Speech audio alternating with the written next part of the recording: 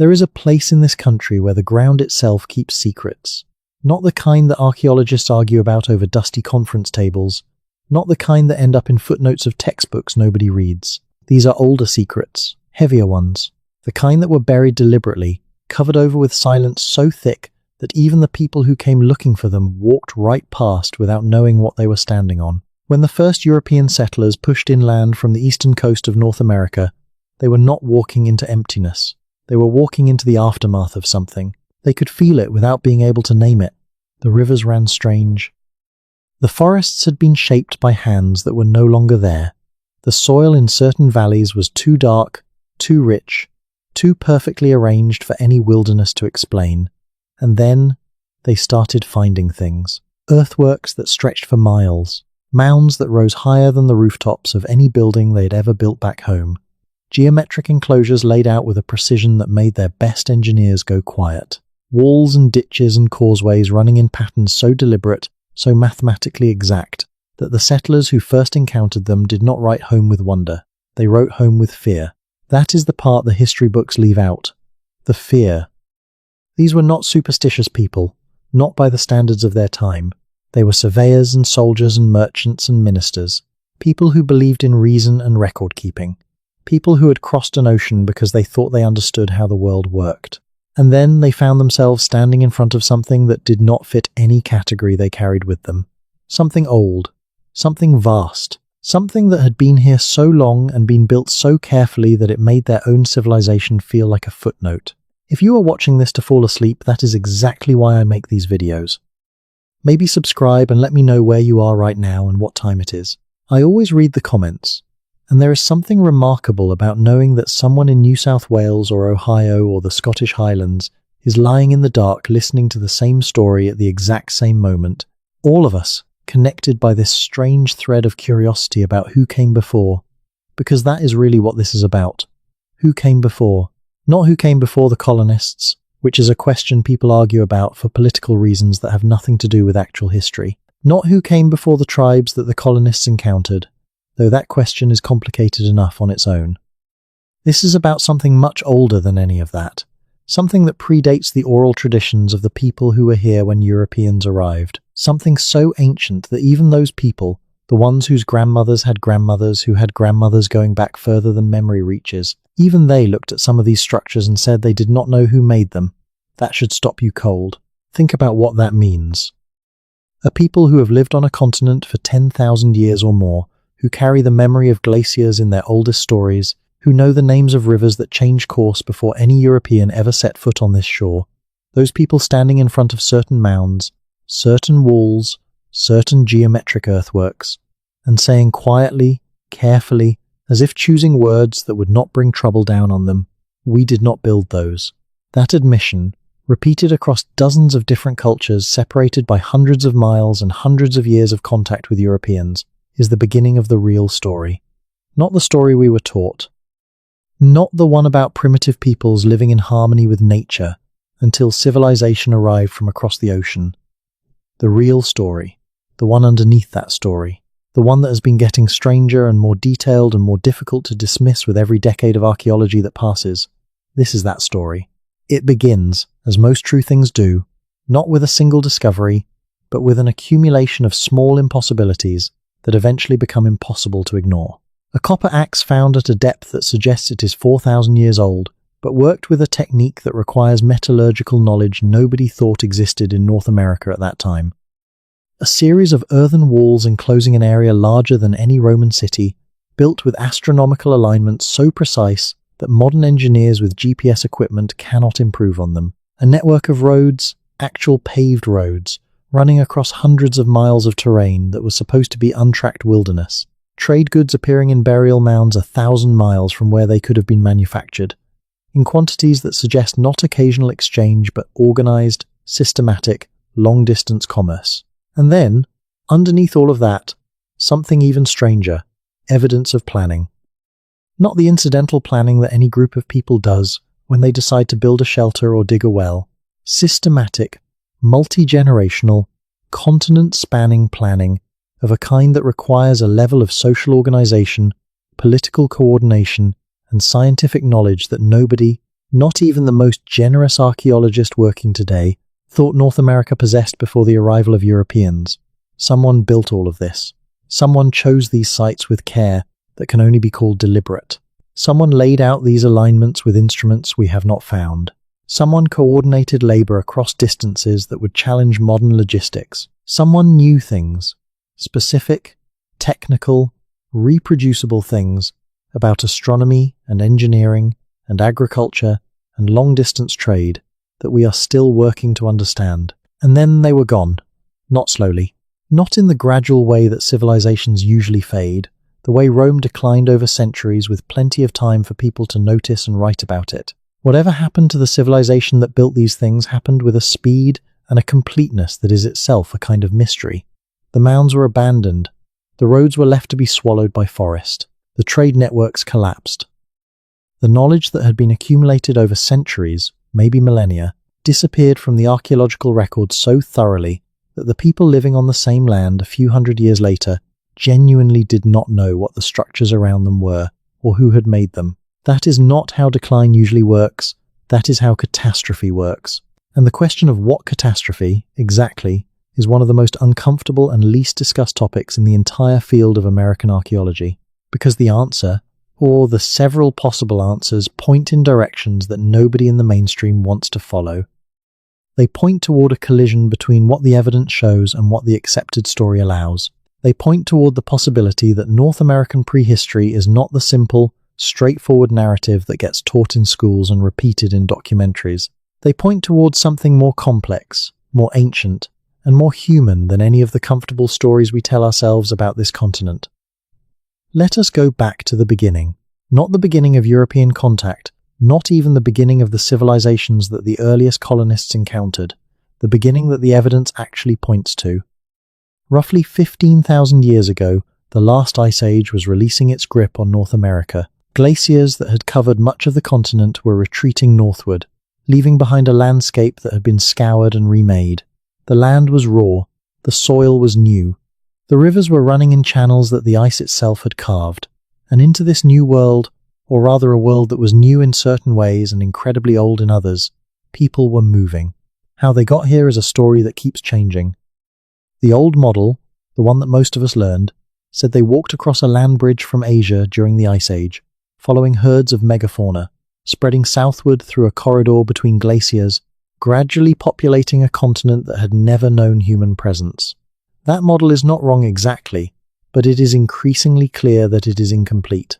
The genetic evidence, the archaeological evidence, and the oral traditions of dozens of different indigenous peoples all point towards something more complicated. Multiple waves of migration, different routes, different times. The possibility that people were here, on this continent, making tools and leaving traces, far earlier than the textbook dates allow. There are sites in the Americas with dates that do not fit the standard model. A site in Chile with human occupation going back 15,000 years, deeper than the Ice Age corridor could account for. Sites in Brazil with cave art that some researchers date to 30,000 years before the present. Genetic lineages in some South American populations that diverged from Asian populations far earlier than the land bridge timeline suggests. The evidence is contested, as all the most important evidence tends to be, but the direction it points is consistent. People have been in the Americas for a very long time, long enough that the story of who they were and what they built is far more complex than we have allowed ourselves to believe. And somewhere in that deep prehistory, something remarkable happened. Not in one place, not at one time, but across the eastern half of North America, in the river valleys and the uplands and the lake shores of what is now the United States, people began to organize themselves in ways that went far beyond anything a simple band of hunters and gatherers would need to do. They began to build. The first thing you need to understand about the earthworks of eastern North America is the scale. Not the scale of any individual structure, though some of those are astonishing enough on their own. The scale of the entire phenomenon.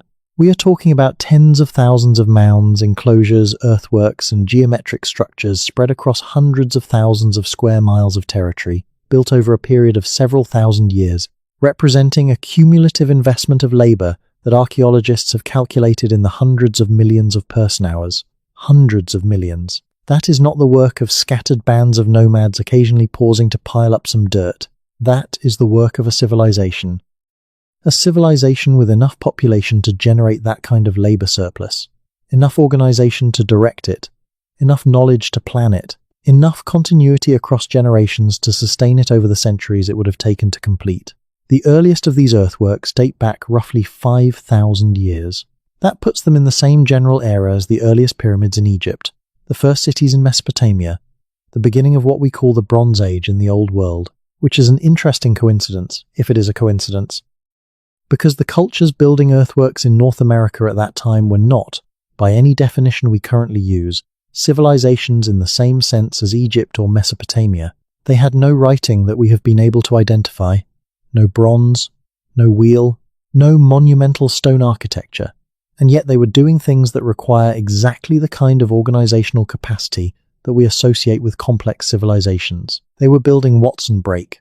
Watson Break is a site in northern Louisiana that most people have never heard of. It consists of 11 mounds connected by ridges, arranged in an oval pattern roughly 1,000 feet across, built by a people we call the Archaic period, peoples of North America, people who were, according to every other line of evidence we have, living as hunters and gatherers. They had no agriculture, no permanent settlements, no social hierarchy that leaves obvious traces in the archaeological record. And yet they organized themselves, repeatedly, over a period of at least 500 years, to build a monument of earthwork that required an extraordinary degree of coordination. 500 years of sustained, coordinated effort by people who are not supposed to have the social structure to sustain it. Watson Break is not the only site like this. The Archaic period earthworks of Louisiana, the Poverty Point complex, the various mound groups scattered across the region, they all tell the same story. People who were not supposed to have complex society were doing things that required complex society. The contradiction between what we thought we knew about these cultures and what their constructions demonstrate has been sitting in the archaeological literature for decades, generating papers and conferences and carefully worded arguments, without ever quite making it into the story that gets told to the general public. Because the general public story is simpler, and simpler is easier, and easier is what gets funded and published and put into textbooks. But the evidence does not care about what is easy. Poverty Point is worth slowing down for, because it is one of those places where the gap between what the evidence shows and what the accepted story allows becomes so wide that you can almost feel the strain of holding them apart.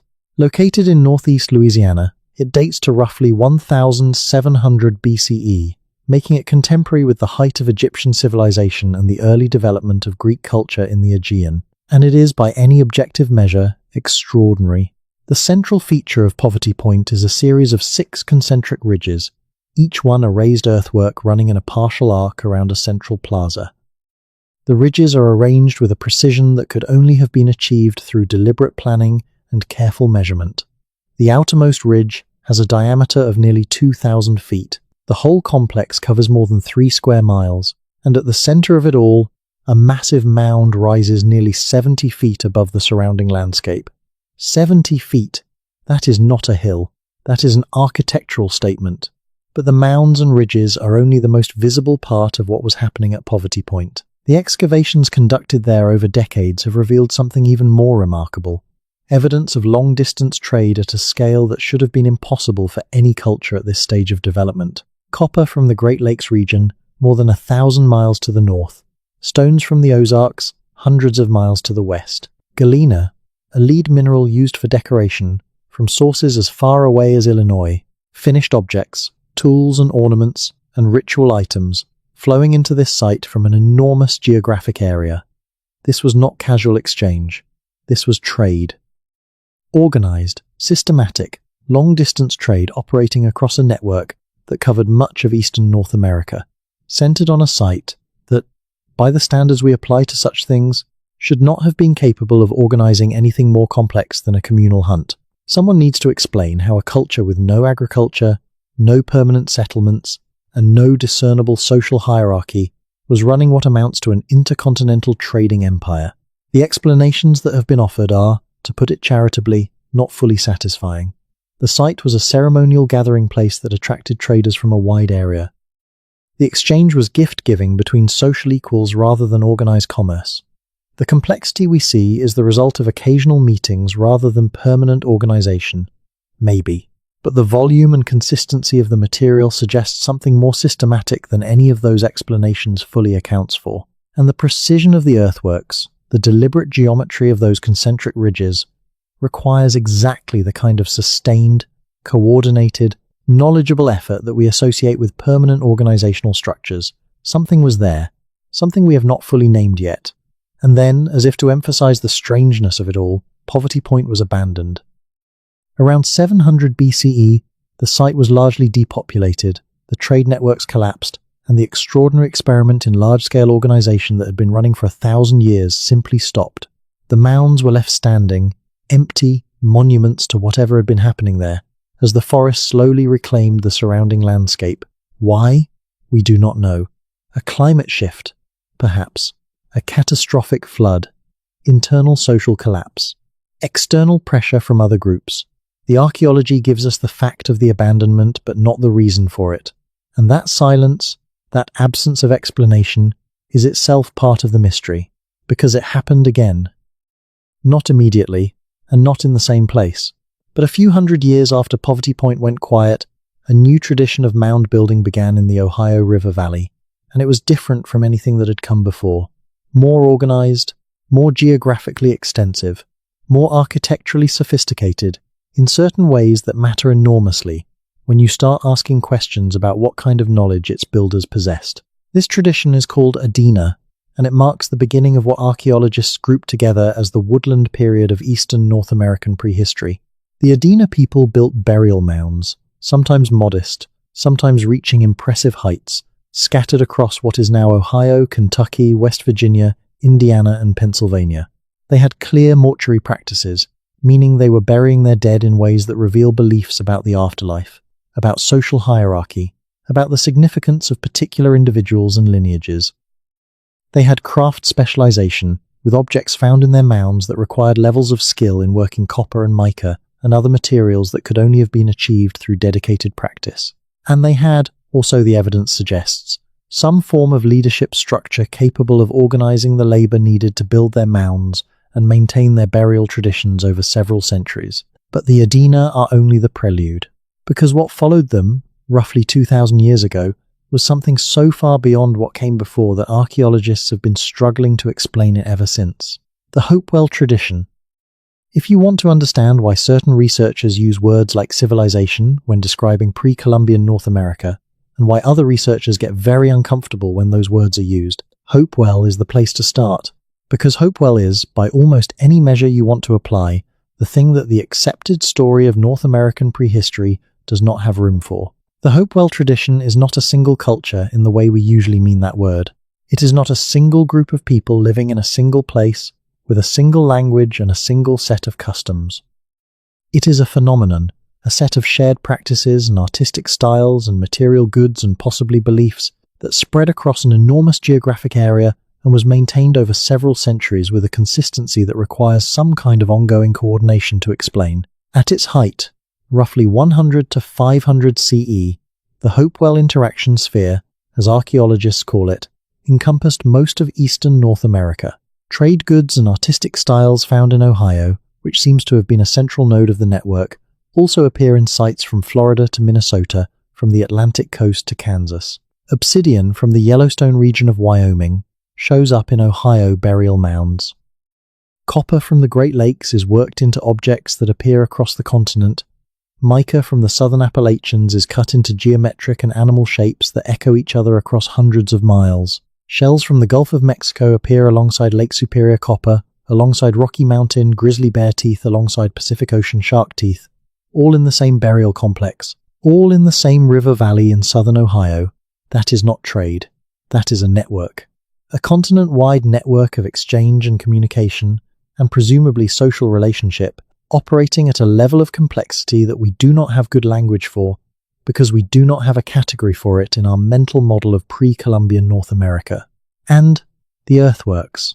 The earthworks are where Hopewell stops being a puzzle and starts being something that forces a fundamental rethinking of what we thought we knew. The Newark earthworks in central Ohio cover 4 square miles of land.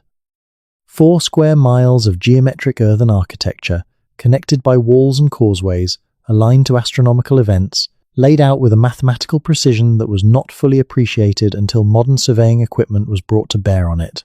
There are perfect circles, perfect octagons, perfect squares, and not just individually perfect, but geometrically related to each other in ways that suggest a unified design created from a single plan.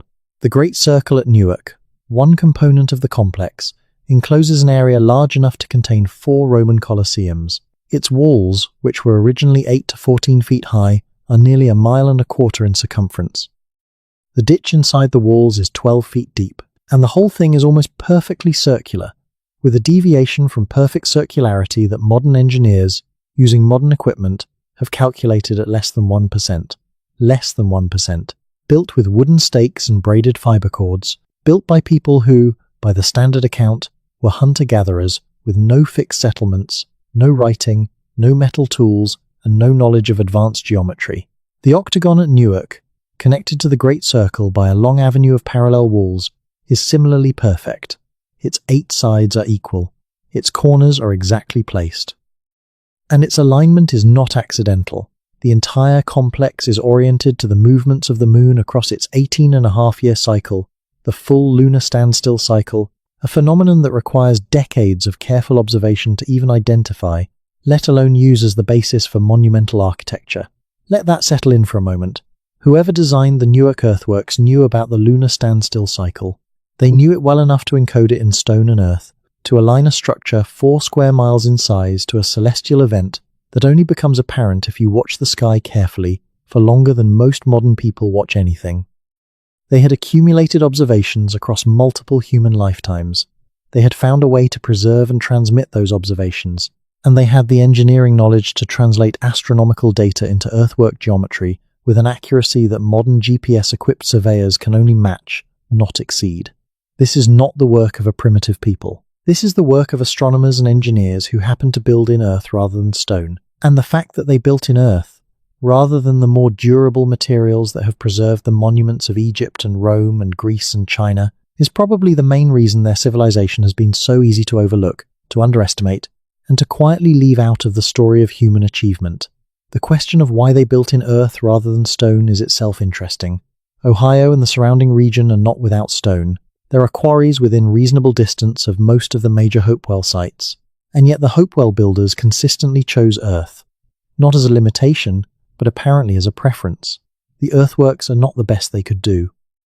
They are the best they chose to do in the medium they chose to use. Some researchers have suggested that the preference for earth was deliberate, that it was connected to beliefs about the relationship between the living and the dead, between the human and the natural, between the constructed landscape and the astronomical cycles that governed life.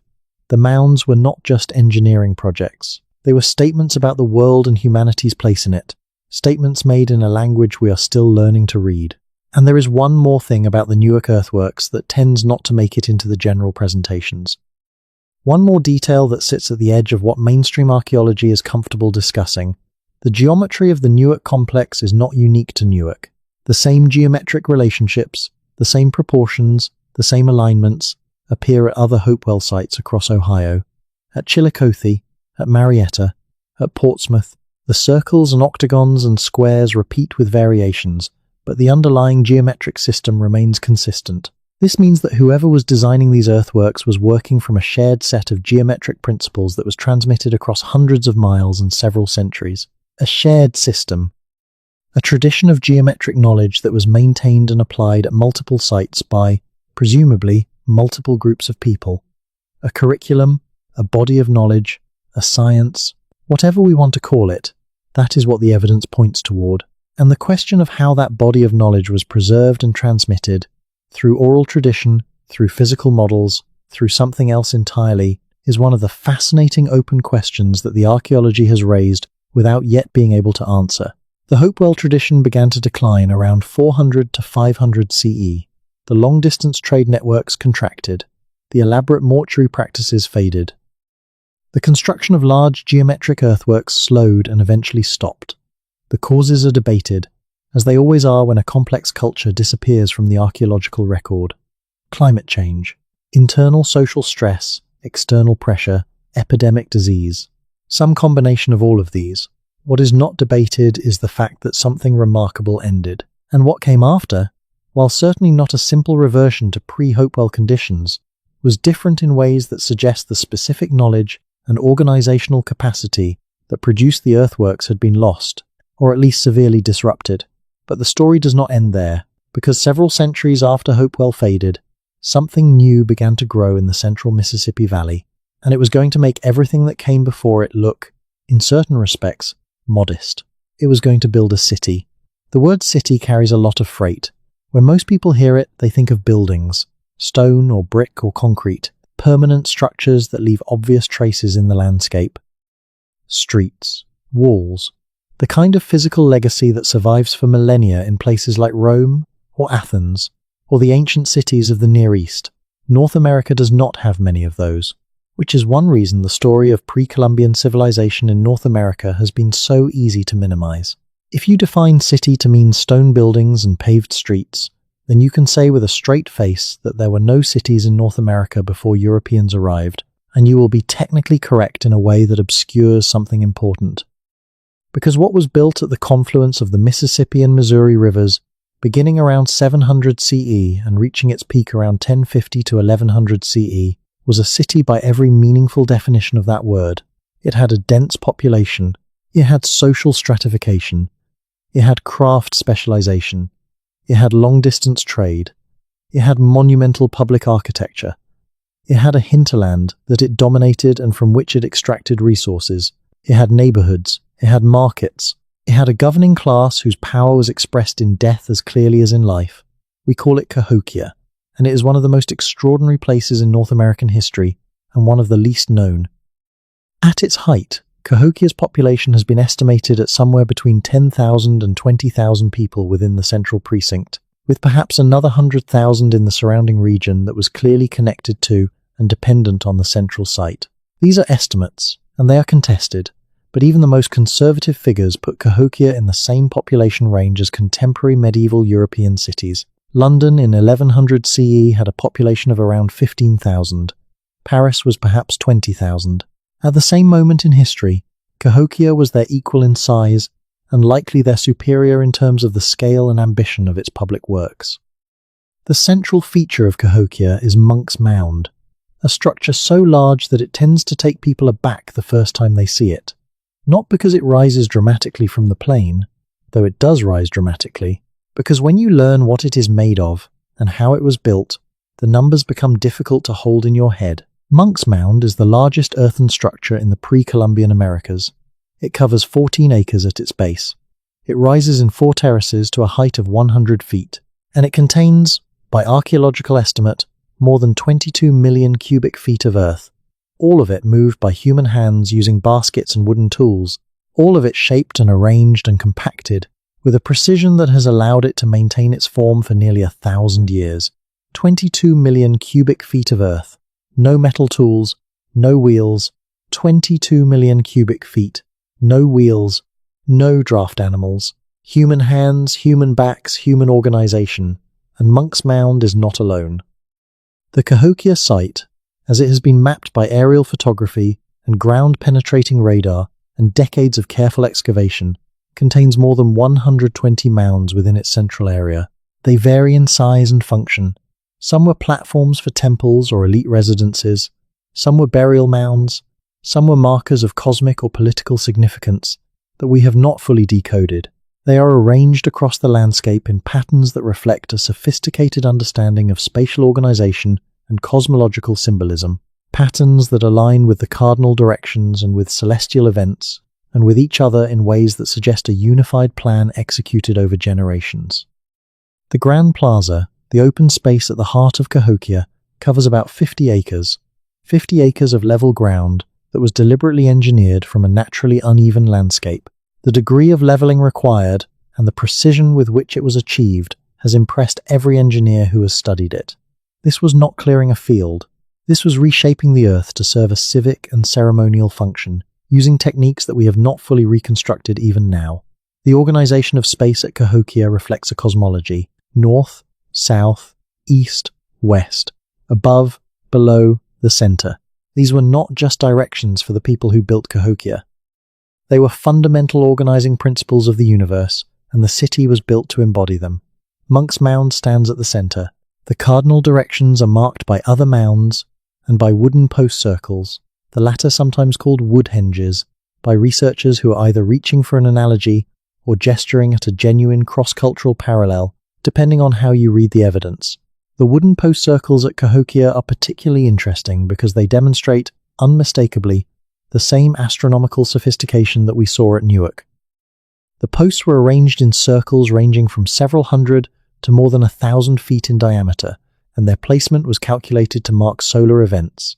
The summer and winter solstices, the spring and fall equinoxes. Someone at Cahokia was watching the sky and encoding what they saw in the landscape, just as the Hopewell builders had done centuries earlier, though in a different form and with what appears to be a different purpose. The astronomical knowledge did not disappear when Hopewell faded. It was inherited, transformed, and put to work in a new urban context. Cahokia had craft production. Objects found at the site and in its hinterland include finely worked copper ornaments, shell beads and gorgets, ceramic vessels with artistic decoration that ranges from geometric patterns to elaborate figurative imagery, flint tools worked to a standard of precision that reflects dedicated craft specialization. There is evidence of dedicated production areas within the site, zones where particular crafts were concentrated, which suggests a degree of economic organization that goes well beyond household production for personal use. There was trade. The materials found at Cahokia come from an enormous geographic area, as they did at the Hopewell site centuries before. Copper from the Great Lakes, marine shells from the Gulf of Mexico, shirt and flint from distant quarries. The trade networks of the Mississippian period, the broader cultural tradition of which Cahokia was the most spectacular expression, extended across the eastern half of the continent in ways that would have required ongoing relationships, agreements, and probably formal mechanisms for exchange. And then there was the political dimension of Cahokia, which is where the story gets most uncomfortable for those who prefer their pre-Columbian North America simple and egalitarian. Cahokia had a ruler, or rulers. The evidence for this is unambiguous, in the way that archaeological evidence is allowed to be unambiguous. It is consistent, it is widespread, and no other interpretation fits it as well. Mound 72, a modest-sized burial mound near the center of the site, contained burials that tell a story about power and death that is frankly disturbing and unmistakably familiar. An individual who has come to be called Beaded Burial Man was interred on a platform of 20,000 shell beads arranged in the shape of a bird. Around him and below him were the bodies of other people, mostly young women, who appear to have been sacrificed. More than 250 additional bodies were found in multiple burial pits associated with this mound, many of them showing signs of mass sacrifice, of individuals who died not of natural causes but at the command of someone with the power to demand their deaths. This is not the archaeology of an egalitarian society. This is the archaeology of a state, or something very close to it, a society in which power was concentrated, in which the lives of ordinary people were held at the discretion of those at the top, and in which death itself was an expression of the political order. Some researchers resist this conclusion because it complicates the narrative. A narrative of peaceful, egalitarian, spiritually attuned peoples living in harmony with the land and each other is politically useful in certain contexts, and there are genuine reasons to be skeptical of the old narratives that dismissed pre-Columbian peoples as savages.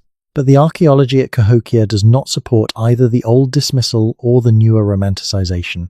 It supports the conclusion that the people who built Cahokia were complex, capable, sometimes admirable, and sometimes, by any moral standard you want to apply, brutal. Just like every other civilization that has ever achieved a sufficient concentration of power, they were, in other words, human. The reach of Cahokia extended far beyond its central precincts. The Mississippian cultural tradition, which emerged from and was shaped by Cahokia's example, spread across the entire eastern half of North America over the course of several centuries. Mississippian sites, characterized by platform mounds, plazas, and the distinctive ceramic and artistic styles that originated in the central Mississippi Valley, appear from Florida to Minnesota, from the Atlantic coast to Oklahoma. Whether this spread represents actual migration of Cahokian people, the transmission of ideas and practices through existing networks, or some combination of the two is debated by archaeologists. But the consistency of the pattern across such a vast area suggests something more than random cultural diffusion. Cahokia was exporting something: knowledge, practice, belief, political models, perhaps the physical presence of its people or its agents. Something moved outward from that central node and took root across a continent. And then Cahokia began to decline. The decline was gradual by archaeological standards, unfolding over roughly 2 centuries between about 1150 and 1350 CE. The population of the central site contracted. The construction of large mounds slowed. The long-distance trade connections weakened. Evidence of environmental stress, including deforestation and soil erosion from intensive farming, appears in the ecological record surrounding the site. There may have been social unrest. The defensive palisades that appear around the central area in the later period of Cahokia's occupation suggest anxiety about external threats that had not been apparent in the city's earlier centuries. By around 1350, Cahokia was essentially abandoned. Not depopulated overnight, not destroyed in a single catastrophic event that we have been able to identify, but gradually, persistently, irreversibly emptied until the mounds that had been the center of a continental civilization stood alone in a landscape that was returning to forest. Why? The answers that have been proposed include climate change, specifically a series of droughts and floods associated with the medieval warm period and its end, along with the Little Ice Age that followed, agricultural exhaustion of the surrounding land, political instability as the power structure that had organized the city became unable to maintain itself against internal and external pressures, epidemic disease, though this is harder to establish archaeologically at this date than it would be after European contact. Some combination of all of these. What is striking is the pattern. Poverty point. A remarkable flourishing of organizational complexity, then collapse. Hopewell, an extraordinary network of exchange and monumental construction, then decline. Cahokia, an urban center of genuine sophistication, then abandonment. Each one building on what came before in certain ways, each one adding something new, and each one ending in a way that left the knowledge and the organizational capacity and perhaps the specific people who carried them scattered, reduced, or lost. This is the pattern that the colonists walked into. Not emptiness, not wilderness, but the aftermath of several cycles of rise and fall, the most recent of which had played out over the preceding 3 or 4 centuries. The people they encountered were not the same as the people who had built the earthworks. Not entirely. There were connections, there were continuities, there were traditions that had survived the various collapses in modified forms. But the specific organizational capacity that had produced Cahokia and Newark and Poverty Point was gone, replaced by smaller, more localized cultures that were, in most cases, not building on that scale or that ambition. And yet the traces remained. The mounds were still standing when the colonists arrived, visible from a distance, impossible to ignore once you were near them. The oral traditions of many Eastern tribes contained references, sometimes specific and detailed, sometimes vague and mythologized, to a time when things had been different. When the ancestors had been more numerous, more organized, more powerful. When the land had been more thoroughly shaped by human hand, and the colonists noticed. That is the part of the story that tends to get left out, or at least minimized. The earliest European accounts of the interior of North America are full of observations about the landscape that do not match the image of untouched wilderness that later mythology would construct. The Ohio River Valley, the first European explorers noted, had the appearance of a long-settled country. The forests in many areas showed evidence of deliberate management. The soil in certain river valleys was unusually dark and rich, a characteristic that later investigation would attribute to centuries of human modification. And the mounds were everywhere, too numerous to count, too large to miss, and too precisely constructed to explain away as natural features of the landscape. The early colonists who wrote about the mounds were not archaeologists. They did not have the conceptual framework to understand what they were seeing, but they were not stupid, and they were not entirely without curiosity. And what they wrote reveals a consistent pattern of reaction that can fairly be described as bewilderment, shading into awe, shading into fear. Fear because the scale of the constructions implied a population that was not supposed to have been there. Fear because the precision of the geometry implied a knowledge that was not supposed to have existed. Fear because the evidence in front of their eyes contradicted the story they needed to tell themselves to justify what they were doing. The story that said this land was empty, or as good as empty. that the people here were not organized enough or sophisticated enough or numerous enough to have any real claim to it. That story became harder to tell when you were standing at the base of Monk's Mound, looking up at something 100 feet tall and covering 14 acres. It became harder to tell when you mapped the Newark earthworks and realized that the geometry was more precise than anything your own engineers had built. It became harder to tell when you excavated a burial mound and found trade goods from across the continent. Copper worked with a skill that surpassed what your own craftsmen could achieve. So the story was adjusted. The mounds were real, yes. The earthworks were impressive, yes. But they were not built by the ancestors of the people living here now. They were built by someone else. A lost race. Atlanteans, perhaps. Israelites, who had wandered to the New World. Vikings. Phoenicians. Welsh settlers, following a mythological prince named Madoc. The specific theory varied depending on who was telling it and what agenda they were serving, but the underlying move was consistent. Credit the impressive constructions to anyone other than the people who were actually here. This is the origin of what has been called the mound builder myth, and it is one of the more instructive episodes in the history of American intellectual life. For roughly 2 centuries, from the colonial period through most of the 19th century, the dominant theory about who built the earthworks of North America was that they were constructed by a race of people who had been exterminated or displaced by the ancestors of the Native Americans encountered by European colonists. This theory was wrong. It was wrong in ways that were demonstrable even with the limited archaeological tools of the time. But it was useful, because it allowed the dispossession of native peoples to be framed as a second dispossession, a historical correction rather than an original crime. If the mound builders were a lost civilization destroyed by the ancestors of living indigenous peoples, then European settlers were simply continuing a pattern, taking land that had already been taken, arriving in the wake of a previous conquest. The actual archaeology told a different story from the beginning. The mounds were continuous with the cultures of the people who were living near them. The artistic traditions, the ceramic styles, the burial practices, all showed connections between the pre-contact mound builders and the indigenous cultures of the historical period. The oral traditions of many tribes contained direct references to mound building as part of their own ancestral history. But these facts were inconvenient and therefore minimized, contested, or simply ignored by the people with the power to shape the public narrative. It took until 1894, when the Bureau of American Ethnology published Cyrus Thomas's definitive study of the mounds and their connection to historical Native American cultures, for the mound builder myth to be officially debunked by mainstream science. And even then, the myth did not entirely die. It simply moved underground, into the realm of popular speculation and amateur archaeology and certain religious traditions that had built theological structures around the idea of a lost people whose identity needed to be something other than Native American.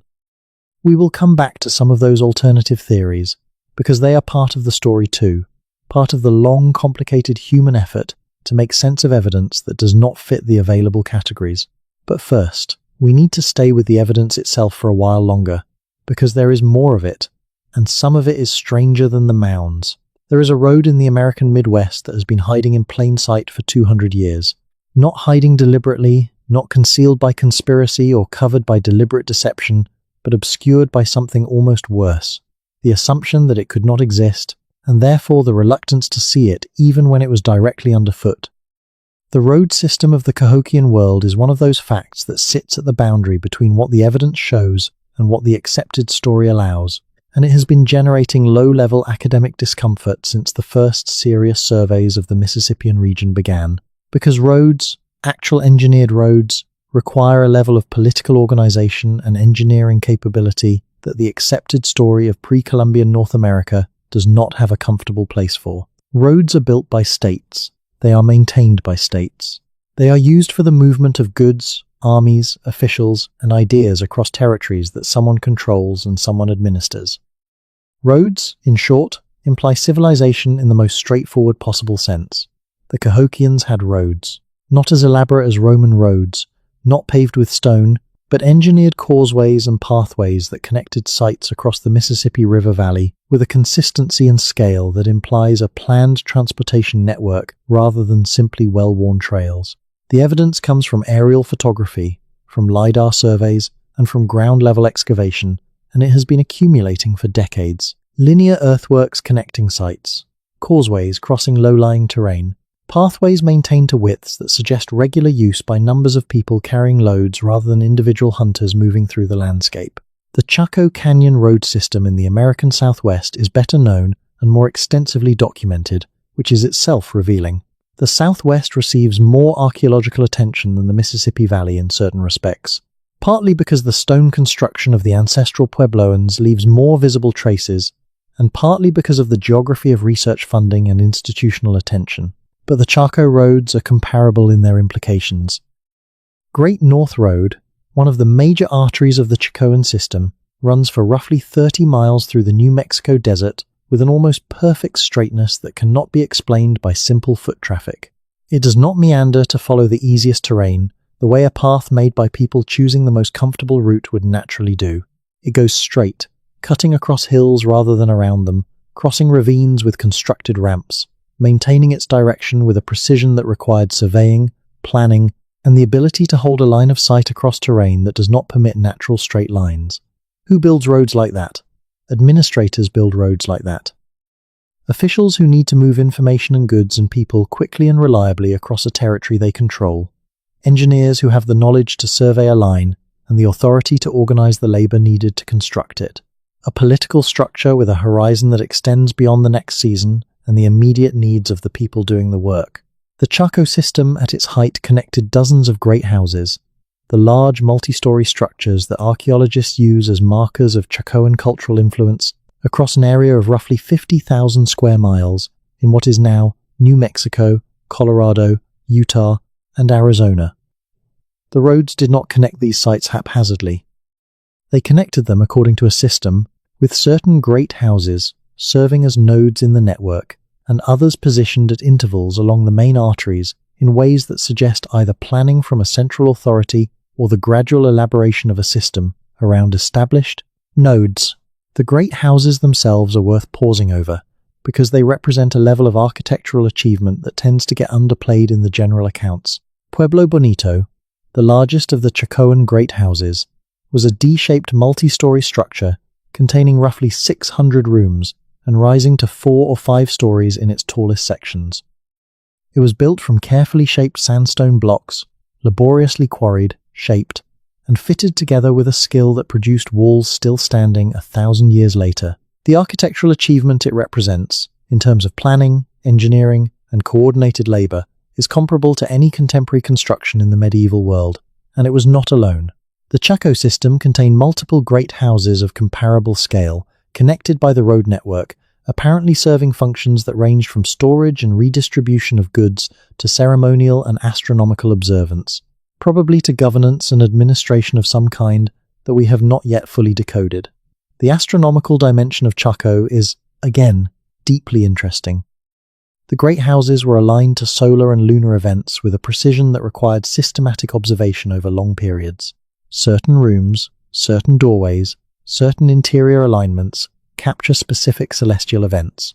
The sunrise on the winter solstice, the moonrise at the lunar standstill, the shadow patterns created on specific dates by the sun falling across spiral petroglyphs carved into canyon walls.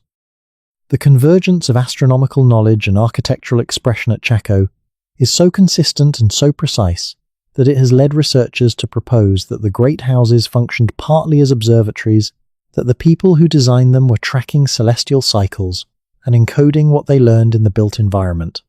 The same people who built roads across 50,000 square miles of desert, the same people who organized the labor needed to move and shape millions of sandstone blocks. The same people whose trade network brought macaws from Mexico and copper bells from 1,000 miles away and turquoise from distant quarries in quantities that suggest not personal adornment but ritual and political function. Chaco was not a simple place, and it did not arise from nowhere.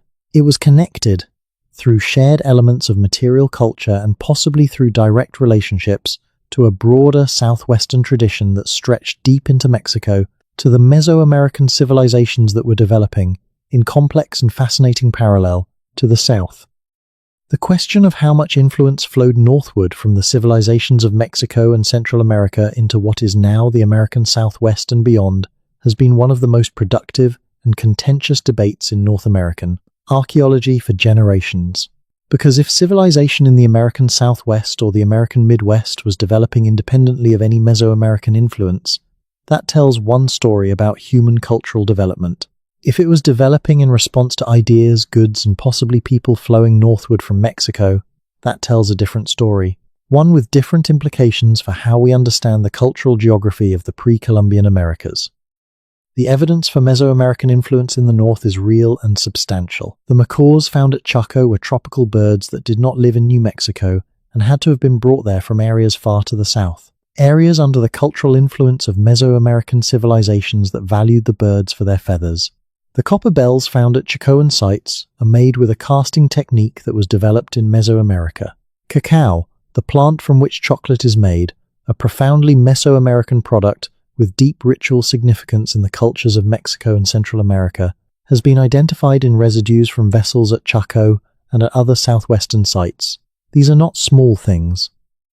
They are not the kind of goods that move casually along trade routes without carrying cultural meaning. Macaws, copper bells, and cacao are all items with specific ceremonial and social functions in the Mesoamerican world. When they appear hundreds of miles to the north, they suggest not just trade, but cultural transmission, the movement of ideas and practices along with objects. And there are more abstract parallels that are harder to explain but equally difficult to dismiss.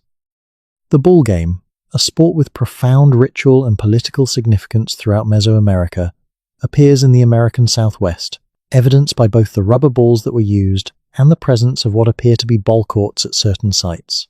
Pyramid-style platform mounds, though built from earth rather than stone in the north, echo the architectural logic of Mesoamerican temple platforms in ways that suggest shared underlying concepts about the relationship between elevated structures and sacred or political authority. The cosmological system at Cahokia, with its emphasis on the cardinal directions, the layers of the cosmos, and the relationship between celestial and earthly order, shows structural similarities to Mesoamerican cosmological frameworks that go beyond what coincidence easily explains. None of this means that Cahokia was a colony of Mexico, or that the builders of the Ohio earthworks were taking orders from the Maya. The relationships were complex, mediated by vast distances and multiple intervening cultures, filtered through local traditions and adapted to local conditions. But the idea that the great pre-Columbian civilizations of North America developed in complete isolation from their neighbors to the south requires increasingly strained arguments to maintain as the evidence accumulates. There was a world here, a connected world, with relationships and exchanges and flows of ideas and goods that crossed cultural boundaries and geographical distances in ways that the simple story of isolated primitive peoples does not account for. And that connected world had knowledge, not just the astronomical knowledge encoded in the earthworks, though that is remarkable enough. Knowledge of agriculture and its management at a scale that shaped landscapes across the continent, knowledge of medicinal plants, refined over thousands of years of systematic observation and accumulated in traditions that modern pharmacological research has only recently begun to take seriously. Knowledge of water management, of flood control, of the seasonal patterns that determined when to plant and when to move and where to camp. Knowledge of the stars that was detailed and precise and encoded in stories and ceremonies and architectural alignments that are still partially legible to anyone willing to look. And knowledge of the land itself, knowledge so intimate and detailed and hard-won that it defies easy summary. The indigenous peoples of North America, the descendants in various ways of the people who built the earthworks and maintained the trade networks and watched the stars, developed over millennia one of the most comprehensive databases of ecological knowledge ever assembled. Which plants grew where, and when, and what they were good for, which animals followed which routes in which seasons, how the weather behaved in different years, and what its variations signaled, how the rivers flooded and receded and what the patterns meant for the people who depended on them. This knowledge was not written down. It was held in stories and ceremonies and songs and practices, transmitted from generation to generation through forms of education that looked nothing like formal schooling, but were rigorously effective at preserving complex and detailed information across centuries.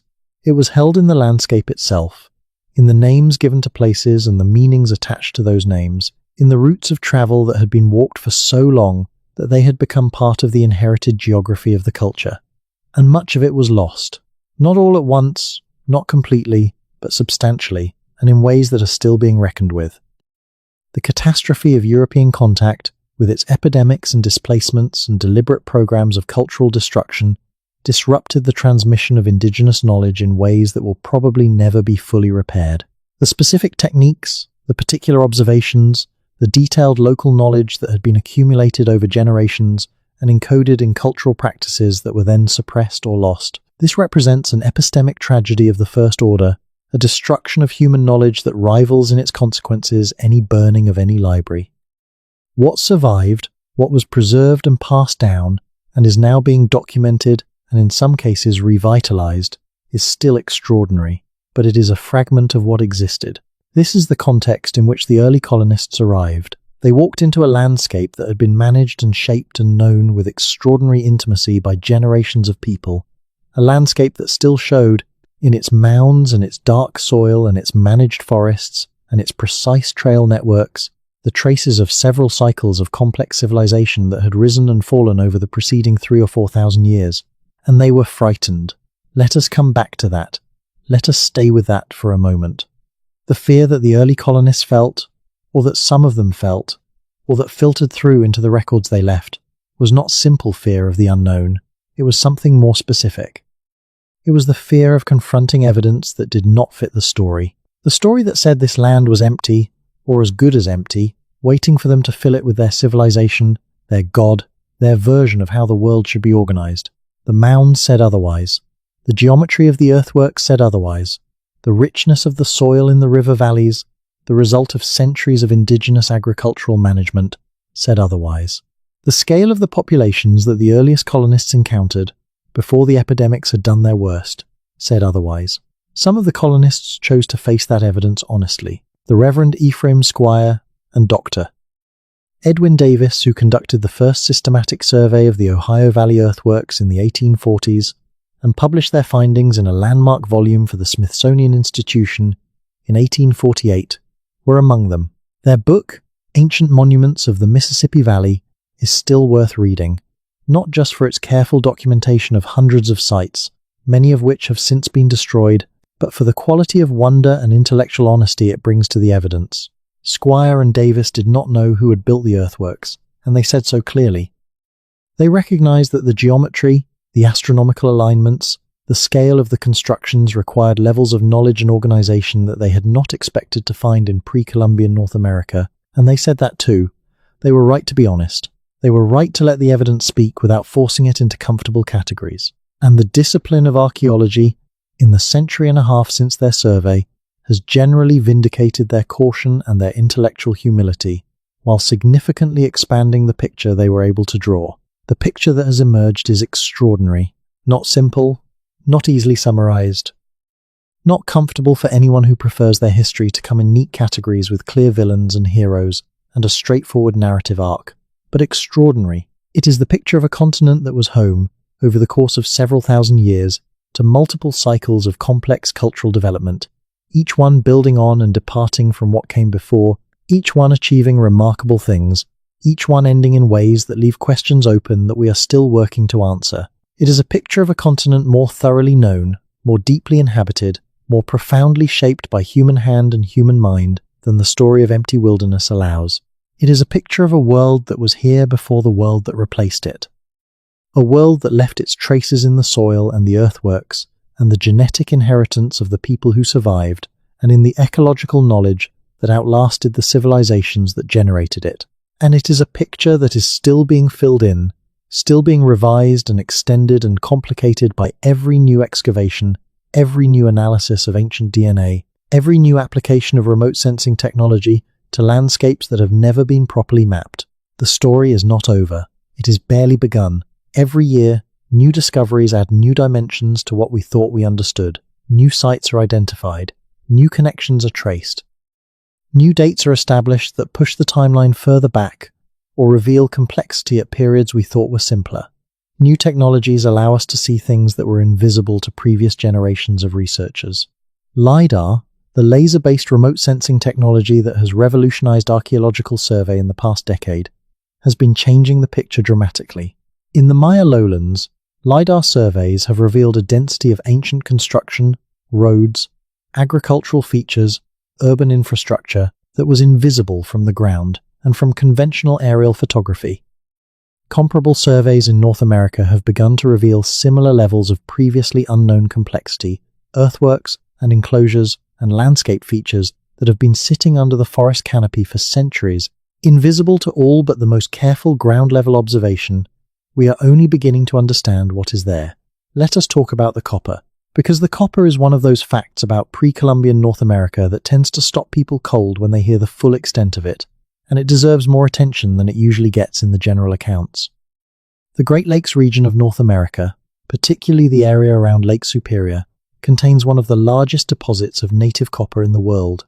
Native copper, meaning copper that occurs in a nearly pure metallic state in surface and near-surface deposits, without the need for smelting from ore, is extraordinarily rare. Most copper in the world is found in ores that require high-temperature processing to extract the metal. The Lake Superior deposits are exceptional, and the people who lived near them noticed, and the people who noticed changed everything about the cultural geography of eastern North America for several thousand years. The Old Copper Complex, as archaeologists call it, represents perhaps the oldest tradition of systematic metalworking in the world. Copper objects from this tradition have been dated to as early as 7,000 years before the present, which makes them older than the Bronze Age in the Near East, older than the development of metallurgy in most of the world. These were not simple nuggets picked up from stream beds and hammered into shape. These were objects produced through a sophisticated understanding of the metal's properties, its malleability, its ability to be cold-worked and then annealed by heating, its behavior when worked repeatedly, and its tendency to crack if overworked without re-annealing. The artisans who produced old copper objects knew metallurgy. Not smelting, not alloying, but the specific techniques of cold-working native copper that the metal's properties demanded, and they had developed those techniques to a level of sophistication that produced objects of extraordinary quality and variety. Projectile points, knives, axes, awls, fish hooks, bracelets, beads, gorgets, effigy figures, and dozens of other forms, all produced with a consistency and skill that implies dedicated craft specialization maintained over generations. And then the copper spread. The trade networks that moved copper from its source in the Lake Superior region southward and eastward and westward across the continent are among the best documented aspects of pre-Columbian North American archaeology, simply because copper survives in the ground far better than most organic materials, and because the chemical signature of different copper deposits can be identified with modern analytical techniques, allowing researchers to trace specific objects back to their source. The copper appears in Poverty Point, 1,000 miles from the Great Lakes. It appears in Hopewell burial mounds in Ohio, where it was worked into elaborate ornamental forms that included representations of birds, humans, and abstract geometric designs of the highest artistic quality. It appears in Cahokian period sites across the Mississippi Valley. It appears at sites in Florida and in the Carolinas and in the Great Plains. And at every location where it appears, the presence of copper signals connection to the network, participation in the exchange system that tied eastern North America together across geographical distances that would have been formidable to cross. Think about what maintaining that network across 7,000 years of sustained use required.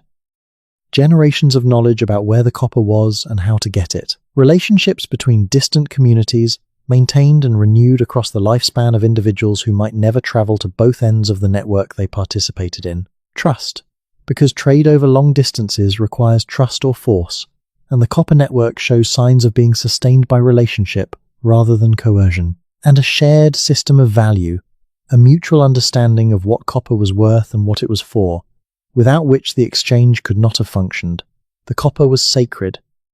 Not just valuable in the way a commodity is valuable, but sacred in the deeper sense, invested with spiritual significance, connected to cosmological beliefs, used not only for utilitarian purposes but for ritual ones in ways that gave it a meaning beyond its material properties. The elaborate copper ornaments found in Hopewell burial mounds were not simply jewelry. They were identity markers, cosmological statements, expressions of relationship between the human and the spiritual that went far beyond what simple utility could account for. A culture that has been organizing, maintaining, and elaborating a trade network for sacred materials across 1,000 miles for 7,000 years is not a simple culture. That is the plain fact that the evidence requires us to acknowledge. But the copper trade, extraordinary as it is not the most puzzling aspect of the pre-Columbian archaeological record. That distinction belongs, in my view, to a set of facts that cluster around the question of what people knew and how they knew it. Facts that are individually explicable and collectively vertiginous. Start with the astronomy. We have already discussed the lunar alignments at Newark and the solar alignments at Cahokia's Woodhenges and the celestial orientation of the Chaco Great Houses. But the astronomical sophistication of pre-Columbian North America goes further than any individual site can show. There is a consistency of astronomical knowledge across cultures, separated by vast distances and long time periods, that implies either a shared intellectual tradition, much older and more continuous than the visible monuments suggest, or a human capacity for independent astronomical discovery that we have underestimated. The lunar standstill cycle, the 18.5-year oscillation in the moon's rising and setting points that is encoded in the Newark earthworks, requires decades of systematic observation to identify. Someone watching the moon every night for 20 years might begin to notice the pattern, confirming it would require watching for another 20 years.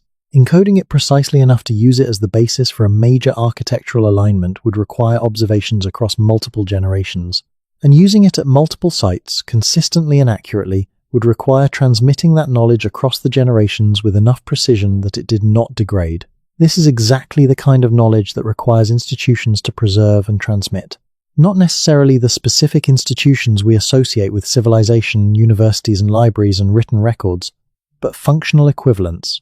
Organized bodies of practitioners, apprenticeship systems, formal ceremonies that encode knowledge in memorable and transmissible form, perhaps hierarchies of expertise in which those who had mastered the most complex and precise knowledge were distinguished from those who had not. The astronomical knowledge of pre-Columbian North America was not casual observation. It was science, practiced by people whose social role was sufficiently distinguished from ordinary daily labor to allow them to spend the time and attention that science requires. The same is true of the geometric knowledge embodied in the earthworks.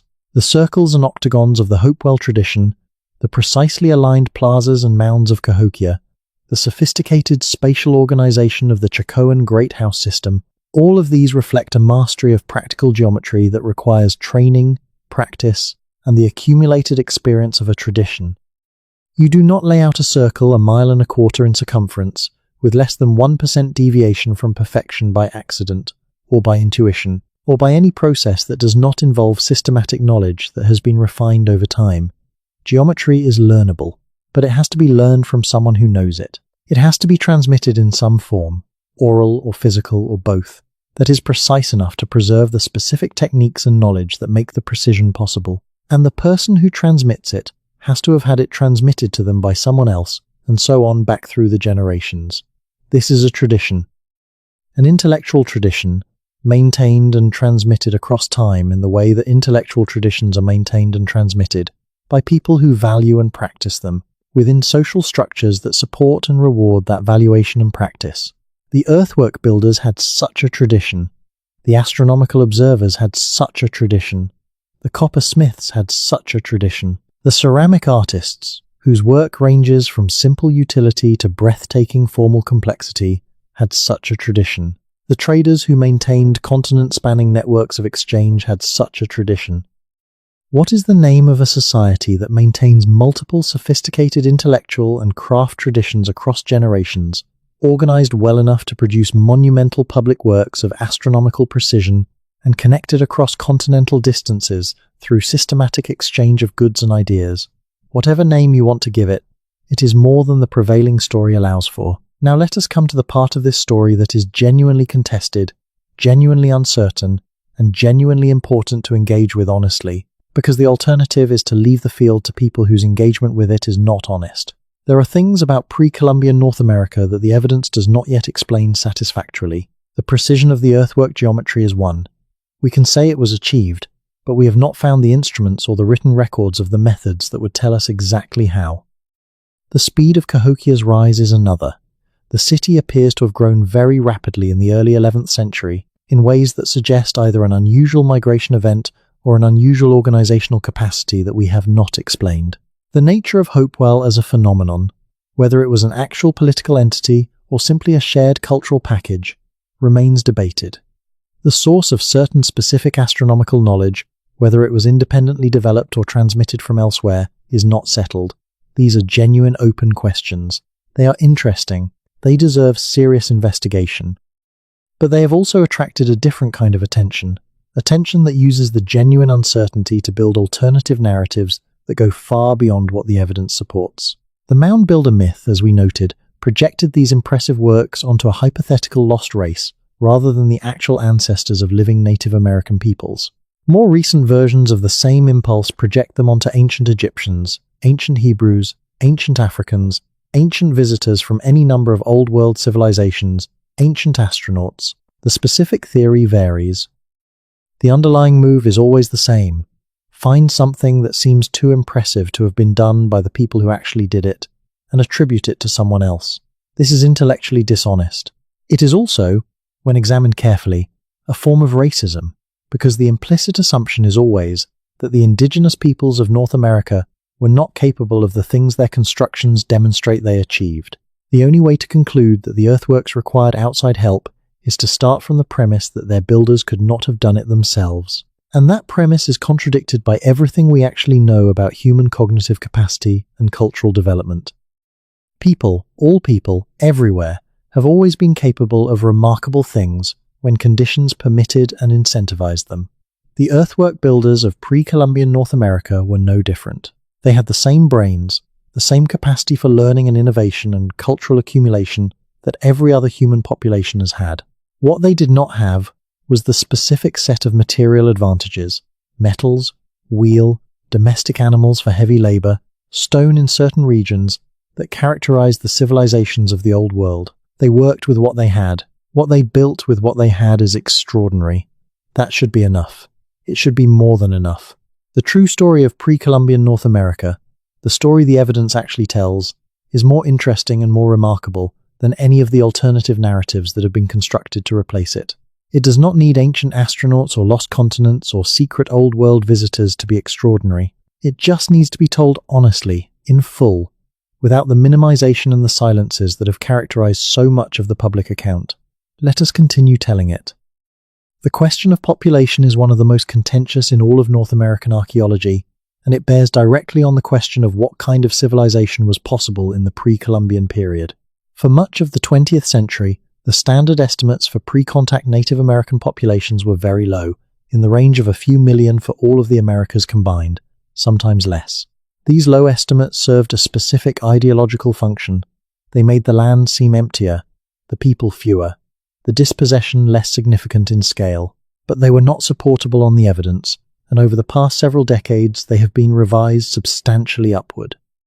Current estimates, based on a combination of archaeological evidence, analysis of historical accounts from the earliest European contacts, ecological modeling of the carrying capacity of pre-Columbian land management systems, and genetic analysis of population histories, put the pre-contact population of the Americas in a range from 30 to 100 million people, with the central estimates clustering around 50 to 60 million. North America alone may have had a population of 12 to 15 million or more at the time of European contact. These are not small numbers. They represent a continent that was thoroughly inhabited, thoroughly organized, thoroughly shaped by the presence of millions of people living in complex societies with sophisticated resource management systems. And then the epidemics came. The epidemics that followed European contact were among the worst demographic catastrophes in human history. Some researchers estimate that in the century following initial European contact, the Native American population of the Americas declined by as much as 90%. 90%. From 50 million people to 5 million in 100 years, or from whatever the actual numbers were, they were enormous, to a fraction of what they had been. Disease did most of this killing, not violence, though violence was certainly a factor. Disease, smallpox, measles, influenza, typhus, diphtheria, and dozens of other pathogens to which the indigenous peoples of the Americas had no prior exposure and therefore no immunity. These diseases moved faster than the European colonists themselves. In many cases, the epidemics preceded direct contact by decades, spreading along existing trade networks from coastal points of initial introduction deep into the interior. When European explorers and settlers arrived in areas that had not yet seen a European face, they sometimes found landscapes that had been partially emptied by epidemics that had arrived years or even decades before them. This is why the landscape the colonists described, and the landscape that later mythology turned into the image of pristine wilderness, was not actually pristine, it was post-catastrophic. The forests that seemed to stretch untouched to the horizon had been managed forests a century before, shaped by deliberate burning and selective harvesting that maintained the diversity and productivity that made them appear so remarkable to European eyes. The game that seemed inexhaustible had been managed by hunting practices calibrated to population levels that had now crashed. The dark, rich soil of the river valleys was the product of centuries of indigenous agriculture that had ended within living memory, or within a generation or two of the first European arrivals. The wilderness was not nature untouched by human hand. It was the afterglow of civilization, the landscape that remained when the people who had maintained it were suddenly, catastrophically gone.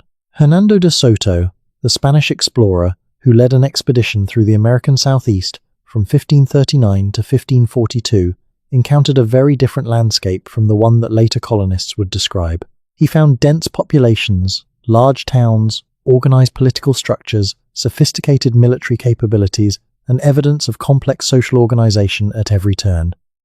The accounts of his expedition describe a southeast that was thoroughly inhabited and organized, with towns sometimes separated by distances of only a few miles, with agricultural systems capable of producing surplus stores that De Soto's expedition simply took when it needed them, and with political structures ranging from simple chiefdoms to what appear to have been genuinely complex confederacies. A century later, when the English were beginning their serious colonization of the same region, much of what De Soto had described was gone. The populations had collapsed. The towns were abandoned or much reduced.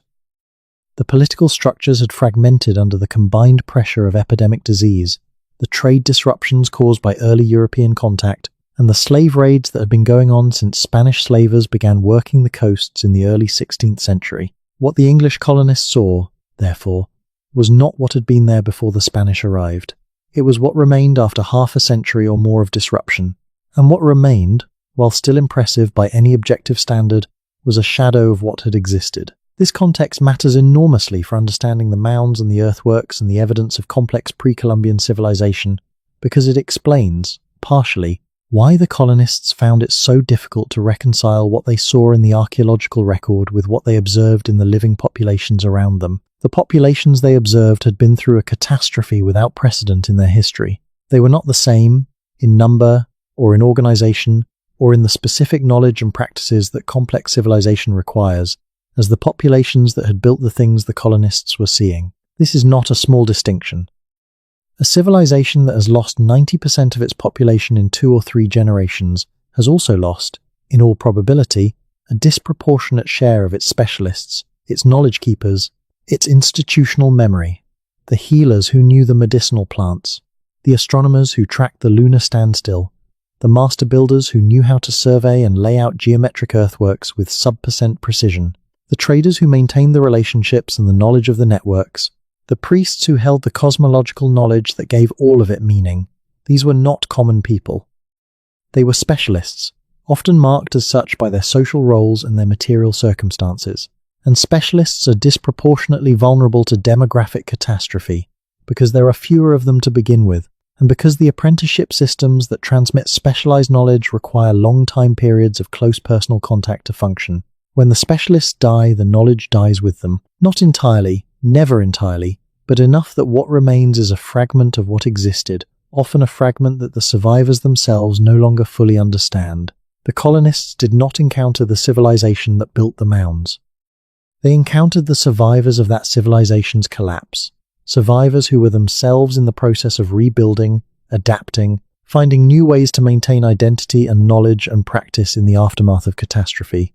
They encountered people who were, in some cases, as mystified by the ancient earthworks as the colonists were, though for very different reasons.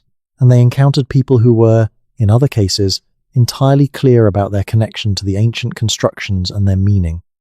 Because the catastrophe was not complete, and the knowledge was not entirely lost, and the oral traditions that carried the cultural memory across generations had survived even when the specific technical knowledge had been disrupted. The question of what the descendants of the mound builders knew and remembered about their ancestors' achievements is one of the most fascinating and most underappreciated aspects of this whole story. Because the oral traditions of many Eastern Native American peoples contain detailed references to the mounds and their significance that were systematically ignored by the European colonists and scholars who could have learned from them in favor of the more comfortable theory that the mounds were built by a lost and separate race.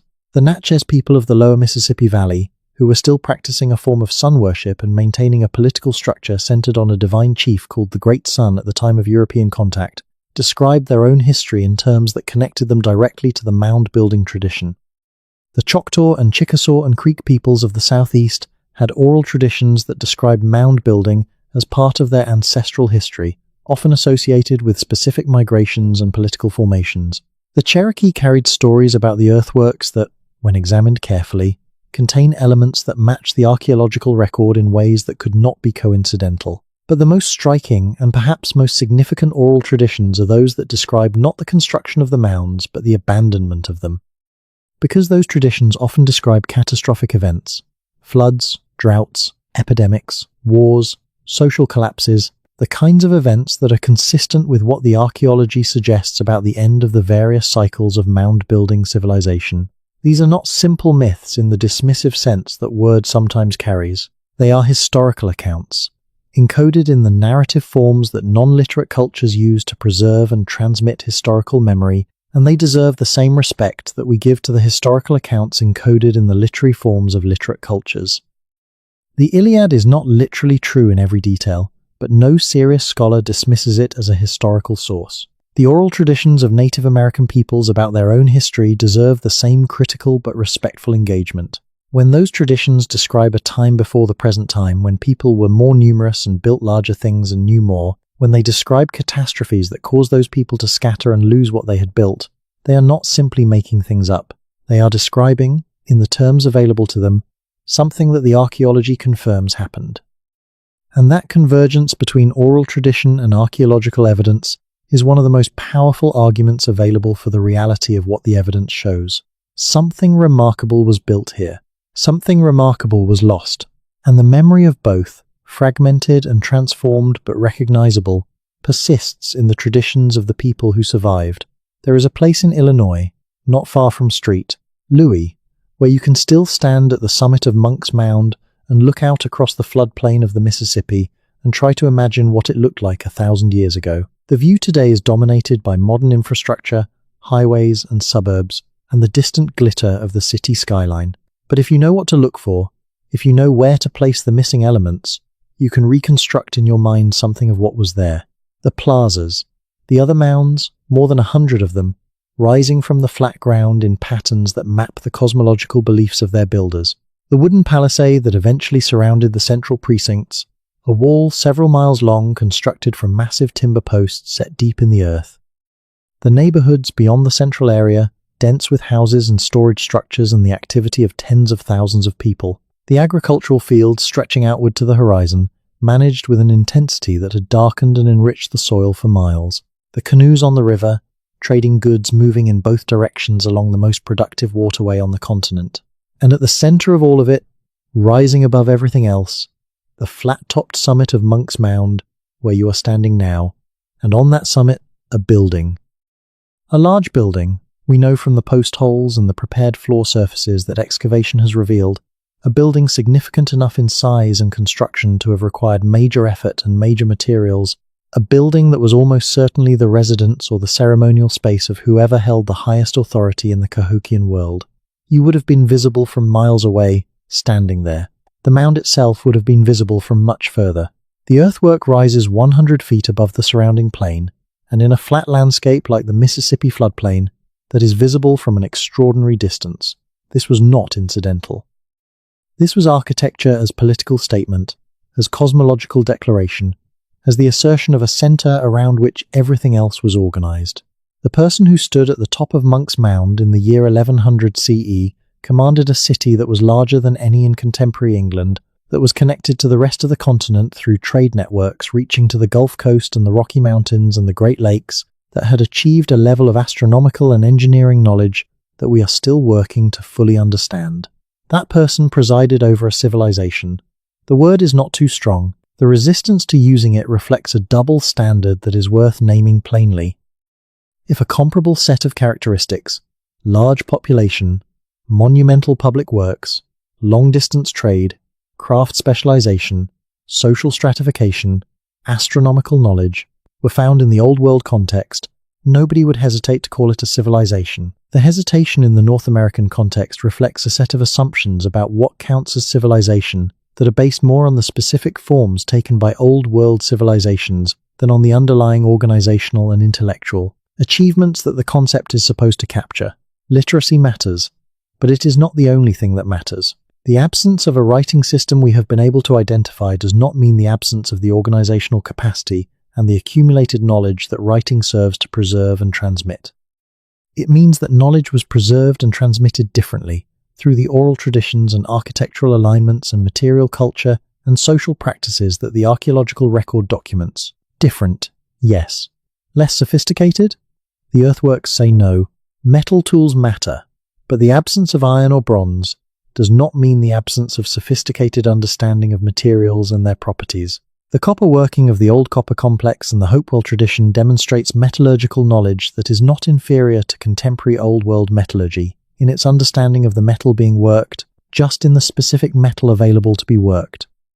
Monumental stone architecture matters as a marker that tends to preserve well and impress easily, but the absence of stone monuments does not mean the absence of monumental ambition or architectural achievement. The earthworks of Eastern North America represent an investment of labor that compares favorably, in sheer scale, to the stone monuments of the Old World. They just do not last as long, because earth is more vulnerable to erosion and to the plow than stone is. The point is not to rank civilizations or to claim that the pre-Columbian North American tradition was equivalent in all respects to the traditions of the Old World. Different traditions develop different things. They excel in different areas. They organize knowledge differently. They express their most important values differently. What the pre-Columbian North American tradition achieved was remarkable on its own terms, and those terms deserve to be understood on their own, not measured against a standard derived from a completely different cultural and ecological context. What was remarkable about it is worth dwelling on, because it is genuinely remarkable and genuinely underappreciated. The management of the North American landscape before European contact was a feat of ecological engineering that we are only beginning to understand. For centuries, the dominant narrative described the pre-Columbian continent as a wilderness, a natural state untouched by significant human modification. That narrative is wrong, and the evidence that demonstrates its wrongness has been accumulating for decades in the work of ecologists, archaeologists, geographers, and researchers in indigenous land management. The forests of eastern North America were not untouched wilderness. They were managed landscapes, shaped by centuries of deliberate burning, selective harvesting, and intentional cultivation that maintained the specific composition and structure that made them seem, to European eyes, so abundantly productive. The passenger pigeons, whose flocks reportedly darkened the sky, were responding to a landscape that had been managed to produce the kind of mass production, the acorns and beechnuts and chestnuts that were their primary food, that the management practices maintained. The deer and the elk and the turkey and the other game that seemed so incredibly abundant were living in a landscape shaped to support them, not simply in a natural state that happened to be productive. The dark, rich soils of the river valleys that so impressed European observers were not natural gifts. They were the product of centuries of indigenous agricultural practice, deliberate soil modification, composting, crop rotation, the cultivation of complementary crops that maintained soil fertility, and the accumulation of organic material from long occupation and careful land management. Researchers have identified these anthropogenic dark earths, sometimes called terra preta by analogy with the similar soils found in Amazonia, at multiple locations across eastern North America, and they represent exactly the kind of long-term, systematic, knowledgeable land management that a complex civilization practices. The Amazon itself, which to European eyes seemed the ultimate wilderness, the most obviously untouched and natural landscape on Earth, has turned out to be one of the most dramatically modified human landscapes on the planet. The LiDAR surveys and the soil analyses and the botanical studies that have been conducted over the past few decades have revealed a forest that was extensively managed, extensively cultivated, extensively modified by millennia of deliberate human activity. The specific tree species composition of large sections of the Amazon reflects thousands of years of human planting and management. The famous terra preta soils of the Amazon basin represent the accumulated agricultural modification of a landscape by millions of people over thousands of years. If the Amazon was managed, if the eastern forests of North America were managed, what does that tell us about the sophistication and the scale of the land management traditions that produced those modifications? It tells us that the management was systematic. It was intergenerational. It was based on accumulated knowledge of ecological processes that rivals, in its practical sophistication, anything produced by the contemporary scientific traditions of Europe. The people who managed these landscapes knew things. They knew how fire behaved in different vegetation types and seasons and how to use it to achieve specific goals. They knew which plants responded to which kinds of management and how to encourage the ones they wanted at the expense of the ones they did not need. They knew the cycles of animal behavior and how to manage hunting pressure to maintain populations rather than deplete them. They knew the water cycles and the soil chemistry and the seed germination requirements of the plants they cultivated. They did not know these things in the form of scientific papers and laboratory protocols. They knew them in the form of accumulated experience encoded in cultural practices and oral traditions and seasonal observances, and the specific ways that children were taught to observe and participate in land management activities from an early age. But the knowledge was real. The effects it produced are measurable. The landscapes it created supported larger human populations at higher standards of material well-being than the wilderness that is supposed to have been all that existed before European contact. This knowledge has not entirely disappeared. It persists, in fragmented and sometimes attenuated form, in the traditions of indigenous communities who have maintained connections to their ancestral land management practices, despite everything that was done to suppress and destroy those traditions. And it is increasingly being recognized by ecologists and land managers as something that modern resource management has a great deal to learn from, not as a romantic gesture toward the past, but as a practical acknowledgement that a tradition refined over thousands of years of systematic observation and practice has insights that laboratory science is only beginning to replicate. The controlled burns that fire management programs in the American West now use to prevent the catastrophic wildfires that have been increasing in recent decades are a pale shadow of the sophisticated fire management practices that indigenous peoples maintained across the continent for millennia. The recognition that diverse mixed-species agricultural systems are more resilient and productive in the long run than industrial monocultures echoes the Three Sisters agriculture of the eastern woodlands, where corn and beans and squash were grown together in combinations that maintained soil fertility, reduced pest pressure, and provided a balanced diet that modern nutritional science has confirmed was remarkably complete. The knowledge that was here, the knowledge embedded in these practices and in the oral traditions and in the specific ways of relating to and managing the landscape, was a form of wealth. Not the kind of wealth that can be counted or traded or accumulated in ways that are obvious to outside observers, but wealth nonetheless, in the most fundamental sense, the accumulated resources of human understanding, hard-won over generations, refined by experience, organized into systems that worked, and it was treated as worthless. Not everywhere, not by everyone, not in a simple or uncomplicated way, but substantially and systematically, by the processes of colonization that dismissed indigenous knowledge as primitive superstition and indigenous land management as the absence of management, and that justified the replacement of existing systems with imported ones on the grounds that the imported systems were superior. They were different. In some respects, they were more immediately productive, in the narrow sense of extracting more material value from the land in the short term. In many other respects, they were not superior, and in the long-term ecological sense of producing landscapes that remain productive and habitable across centuries, they were often dramatically inferior. The Dust Bowl of the 1930s was partly a failure of the agricultural practices brought to the Great Plains by European settlers, practices that replaced the complex, deep-rooted grassland ecology that the indigenous peoples of the region had managed for centuries with a simplified, shallow-rooted grain cultivation that could not maintain the soil under the climatic stresses that the plains regularly experienced. The catastrophic wildfires of the contemporary American West are partly the result of a century of fire suppression that replaced the sophisticated fire management practices of indigenous peoples with a blanket policy that allowed fuel loads to accumulate to levels that make fires, when they come, far more destructive than they would otherwise be. These are not simply historical facts.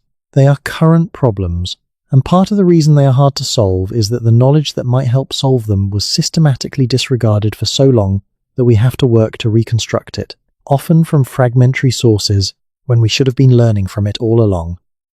But this is not a story about failure, or not only a story about failure. It is also a story about persistence and resilience, and the remarkable human capacity to carry knowledge and meaning and identity across catastrophes that would seem, from the outside, to have destroyed everything. The peoples who are the descendants of the mound builders, and the earthwork engineers, and the astronomical observers, and the coppersmiths, and the continent-spanning traders are still here. They have survived everything. They have maintained, in forms that have necessarily changed and adapted, but that preserve real continuity with what came before, the languages and the ceremonies and the relationships to land and to each other that connect them to the tradition that built the earthworks.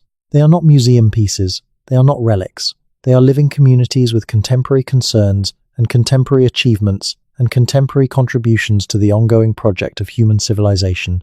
And they carry, as part of their inheritance, a connection to a history that is more extraordinary than the story that was told about them. That story, the one that minimized and dismissed and systematically replaced the actual history with a convenient fiction, is increasingly untenable. The archaeology is too consistent. The evidence is too clear.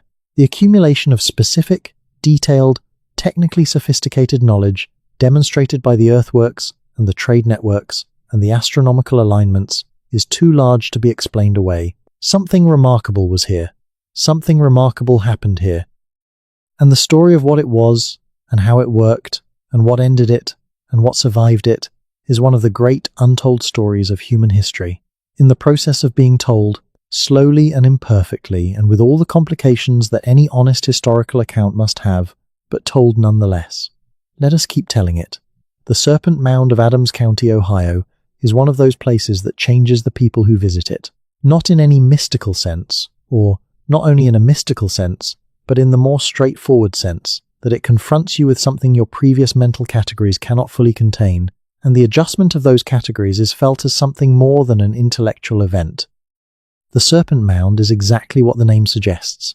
A mound in the shape of a serpent, nearly a quarter-mile long, its body coiling and curving across the landscape in 7 curves before ending in a triple-coiled tail, its head opening to swallow or release what appears to be an oval shape, which has been interpreted as an egg, a sun symbol, a heart, or some combination of these meanings. The serpent's head is oriented toward the sunset at the summer solstice, which is probably not accidental. The mound was built by hands. Thousands of cubic feet of earth, shaped into the precise form of a snake, curved and proportioned with a skill and attention to form that reflects both genuine artistic intention and genuine engineering capability. The curves are not random. They are regular, consistent, and related to each other in ways that suggest a design that was worked out before construction began and executed with sufficient control to produce the intended shape at the intended scale. Who built it, and when is not entirely settled. Early dating put the construction in the Adena period, roughly 300 BCE to 100 CE. More recent radiocarbon dating of associated charcoal deposits has suggested a later date, closer to 1000 CE, which would place it in the Fort Ancient cultural period that followed the Hopewell decline. The question of who built it, and what tradition of knowledge and belief it reflects, remains open. But what is not in question is that it was built deliberately, in a specific form, oriented in a specific astronomical direction, by people who knew what they wanted to create and had the skill and organization to create it, and that it has lasted for somewhere between 1,000 and 2,000 years in recognizable form, preserving across that span of time the specific vision of whoever designed it. That persistence matters. It is another piece of the argument for the seriousness and the intentionality of the tradition that produced the earthworks. These were not casual constructions. They were not improvised responses to immediate needs. They were expressions of something that their builders considered important enough to invest enormous effort in, and important enough to build in a form and at a scale that they could reasonably expect to outlast their own lifetimes and the lifetimes of their children. They were building for the future. They were building something they wanted to still be there for generations to come. And in that ambition, that reaching forward across time through the medium of a physical construction, they are doing something that is recognizably human, in the way that the most human things are recognizable across cultures and centuries. The impulse to leave a mark, to say I was here and this is what I knew and this is what I thought was important, is one of the most consistent features of human behavior across the entire archaeological record. It shows up in handprints on cave walls 40,000 years ago. It shows up in the pyramids of Egypt and the cathedrals of Europe and the steel and glass towers of contemporary cities. It shows up in the earthworks of pre-Columbian North America, in the specific and careful forms that the people who built them chose to impose on the landscape. They were saying something. We are still learning to read what they said. There is a category of evidence that archaeologists call exotic materials, which is a technical term for trade goods that appear far from their geographic source. The exotics found in the burial contexts of the major pre-Columbian North American sites have been one of the most productive areas of research in recent decades, because the chemical and isotopic analysis of these materials allows researchers to trace them back to specific sources, building a map of the trade networks that connected distant communities across the continent. The maps that have emerged from this work are astonishing in their spatial extent and their temporal persistence, and they raise questions that go beyond simple economics. Consider the marine shells. Conch shells and whelk shells from the Gulf of Mexico and the Atlantic coast appear in burial mounds throughout the interior of the continent, including in sites more than 1,000 miles from the nearest ocean. They appear in Adena graves in Ohio. They appear in Hopewell burial complexes along the Illinois and Ohio rivers. They appear in Mississippian contexts throughout the Southeast, and they are not raw material. They are worked, often elaborately so, into ornaments and containers and ritual objects that reflect a sophisticated understanding of the shell's symbolic significance within a cosmological system we are still reconstructing. The conch shell, specifically, appears to have had deep cosmological significance across much of eastern North America. It is associated with water, with the underworld, with serpents, and with the cycles of death and regeneration. Its sound, when it is used as a trumpet, carries a resonance that has been described in ritual contexts across many cultures as the voice of the spirit world or the sound of the cosmic waters. Whatever specific meanings it carried in the traditions of the people who used it, it was clearly more than a decorative material. It was a medium of cosmological statement. The shell was traded across 1,000 miles because what it represented was worth 1,000 miles of effort. That is a statement about the depth and seriousness of the belief system that gave it that value. The mica from the southern Appalachians is similarly telling. Mica is a mineral that cleaves into thin, flexible, reflective sheets, and it was used in the Hopewell tradition to create cutouts in the shapes of birds, hands, serpents, human figures, and abstract geometric forms. These cutouts were placed in graves, sometimes in quantities that represent hundreds of hours of careful cutting and shaping. They reflect light in ways that create an effect of shimmering, of movement, of a surface that is neither quite solid nor quite liquid, and that effect was presumably intentional and cosmologically meaningful. The mica came from sources in North Carolina and Georgia, and it moved northward to Ohio, where most of the elaborately worked Hopewell mica objects have been found, and to other points across the interaction sphere. The movement was not casual. The quantities involved, which archaeological excavations have revealed to be substantial, required organized collection, transport, and distribution. Someone was managing the mica supply chain with enough reliability and consistency to keep the Hopewell workshops supplied for several centuries. The obsidian is perhaps the most dramatic example. Obsidian, the volcanic glass that produces the sharpest cutting edges available to Stone Age technology, was highly prized across the pre-Columbian world for its cutting qualities and for its visual properties, the glossy black sheen and the reflective quality that made it cosmologically significant as a mirror into other worlds in many Mesoamerican traditions. In the Hopewell sites of Ohio, obsidian appears in quantities that represent substantial investment in transport, because the nearest significant obsidian sources are in the Yellowstone region of Wyoming and in the mountains of northern Mexico, both more than 1,000 miles from the Ohio River Valley. The Hopewell obsidian has been chemically analyzed, and the results are striking. It comes from multiple sources, including both Wyoming and Mexico, suggesting not a single distant trading relationship but multiple connections reaching in different directions simultaneously. This is not the trade of necessity, of simple exchange of surplus goods between neighboring communities. This is the trade of a culture that valued and sought specific materials from specific places across a continent, and had the organizational capacity and the relationship networks to obtain them.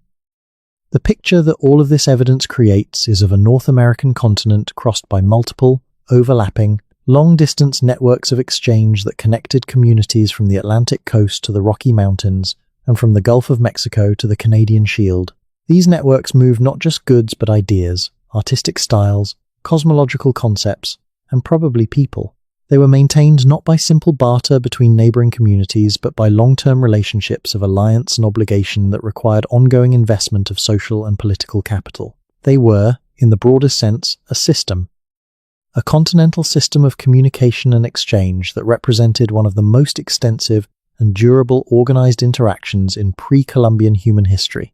Understanding that system, its scale and its sophistication and its persistence is essential to understanding what the colonists walked into and why they were so unsettled by what they found. They were not encountering scattered bands of nomads in an empty wilderness. They were encountering the remnants and survivors of a continental system that had been running in various forms and with various interruptions for several thousand years. The specific form it was in at the moment of contact had been shaped by the catastrophes of the preceding centuries, the demographic collapse following the initial disease exposure, the disruption of the trade networks, the contraction of the political structures that had organized the major centers. But the system was still there, attenuated, disrupted, partially collapsed, but recognizably there in the structure of the relationships and the movement of goods and the shared cosmological frameworks that connected communities across vast distances. And the colonists, encountering it, were forced to make sense of it with conceptual tools that were not adequate to the task. They could see that there were people here. They could see that those people were organized in ways that went beyond simple family groups. They could see, when they bothered to look carefully, which not all of them did, that the landscape showed signs of management and modification and long occupation, and they could see the earthworks, the mounds, the geometric enclosures, the astronomical alignments encoded in the landscape. What they could not do, or would not do, was let all of that evidence lead them to the conclusion it actually supported. The conclusion that the people they were encountering were the inheritors, diminished and disrupted but real, of a tradition of cultural achievement that had no reason to be called primitive and every reason to be called remarkable. That conclusion was politically inconvenient. It complicated the story that was needed to justify what was being done. And so it was avoided, sometimes through honest intellectual failure and sometimes through deliberate misdirection, in ways that shaped the public understanding of North American history for centuries and continue to shape it today, though with decreasing success as the evidence accumulates. The evidence is accumulating faster than ever. The application of new analytical techniques to old collections, the use of LiDAR and ground-penetrating radar and other remote sensing technologies to map landscapes that have never been properly surveyed, the integration of genetic analysis with archaeological evidence to trace population movements and relationships, the growing recognition in the scientific community of the depth and sophistication of indigenous ecological knowledge, all of these are adding detail and complexity and specificity to the picture at a rate that makes the previous minimizations increasingly difficult to maintain. New sites are being found, new connections are being established, new dates are being determined that push the timeline of specific achievements further back and reveal complexity at periods we thought were simpler. In 2020, LiDAR surveys in Louisiana revealed an entire complex of earthwork structures at a site called Poverty Point's predecessor, showing that the tradition of organized earthwork construction in the lower Mississippi Valley is even older than the 5,000-year dates previously established, and that the scale of the early constructions was larger and more elaborate than had been recognized from ground-level survey. In the American Southwest, ongoing work at Chaco Canyon and related sites continues to reveal the sophistication of the astronomical and engineering knowledge embedded in the great houses, with new analyses showing alignments and relationships that had not been recognized in previous surveys. In the southeast, surveys using ground-penetrating radar at sites that have been known for decades but never fully excavated are revealing the density and complexity of the occupation, showing that what seemed like modest sites were actually much larger and more internally complex than surface evidence suggested. And in all regions, the growing recognition of indigenous oral traditions as historical sources, rather than simple mythology to be decoded or dismissed, is adding dimensions to the picture that purely material archaeology cannot provide. The stories that indigenous communities have maintained about their own histories are being taken more seriously as sources of specific historical information, and in many cases they are proving to be remarkably accurate about specific events and conditions that the archaeology confirms. The convergence of archaeological evidence and oral historical tradition is one of the most exciting developments in the field, because it means that we are not just reading the material record, but beginning to connect it to the human meaning that the material was created to express. The earthworks were not just engineering projects. They were statements, cosmological declarations, expressions of belief and identity and understanding about the relationship between human beings and the cosmos. What they were saying is becoming clearer. As the oral traditions that carried the explanations of the earthworks across the centuries are taken seriously as the historical and theological documents they are. This is science meeting humanity in the most productive way. The precise, careful, evidence-based work of archaeology being enriched by the interpretive depth of traditions that have been thinking about these places and their meanings for much longer than the archaeology has been asking. And what is emerging from that convergence is a picture of pre-Columbian North America that is so much richer, so much more complex, and so much more impressive than the version that was taught for most of the past 2 centuries, that it requires a fundamental revision of how we think about this continent and its history. Not a simple revision, not a replacement of one simple story with another, but a genuine engagement with complexity, with the fact that what was here before European contact was a world as fully human as any other world, as fully invested with meaning and knowledge and aspiration and achievement, and as fully deserving of the kind of serious, respectful, detailed historical attention that we have given, sometimes lavishly, to the civilizations of the old world. That attention is being paid increasingly by a growing community of researchers who are bringing new tools and new openness to evidence that was always there but was never fully seen. The seeing is happening. Slowly, sometimes with resistance, sometimes with the kind of defensiveness that attaches to any revision of deeply held assumptions, but happening. The story that is emerging is extraordinary. Let us keep listening to it. There is one more dimension of this story that deserves serious attention, and it is the one that gets the least serious attention in the mainstream accounts, not because it is speculative or unsupported, but because it touches on questions that are politically and emotionally charged in ways that make honest discussion difficult. The question of what exactly happened to the various civilizations of pre-Columbian North America, and specifically, whether any of the collapses that punctuate the archaeological record might have involved contact with outside populations before the period usually identified as European contact. This is a fraught question.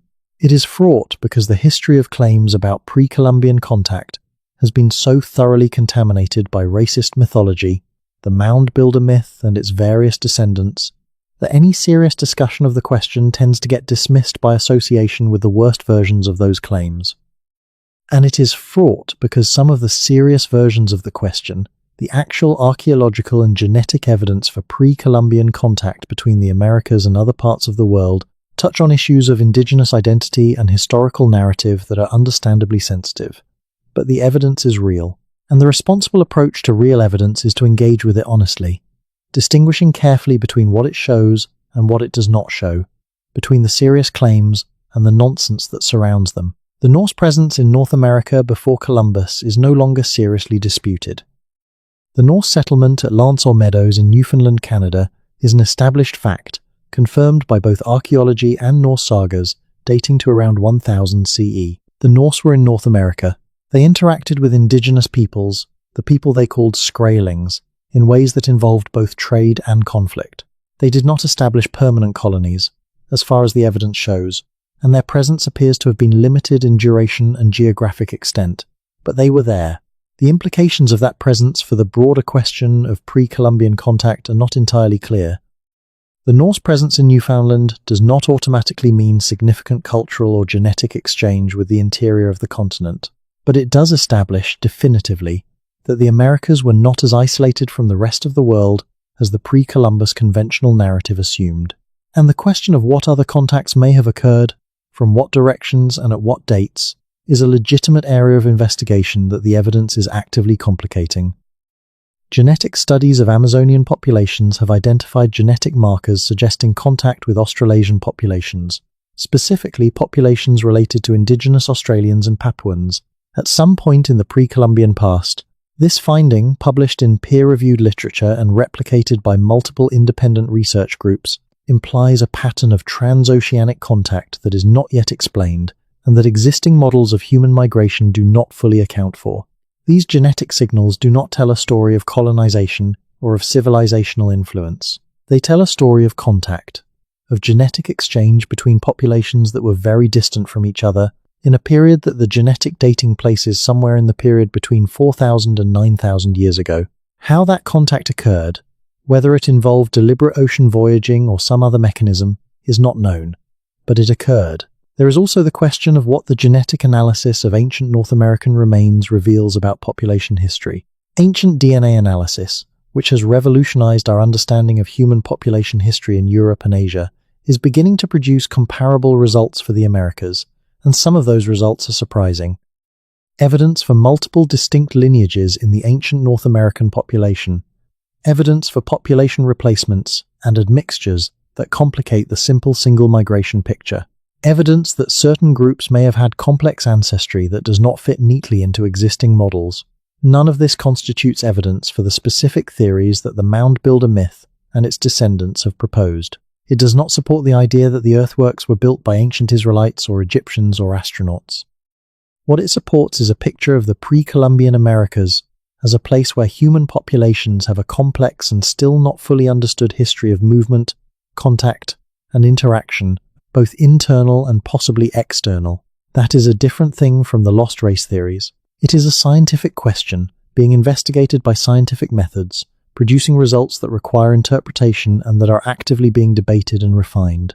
It is not the place for the kind of confident speculation that the alternative history industry loves to produce.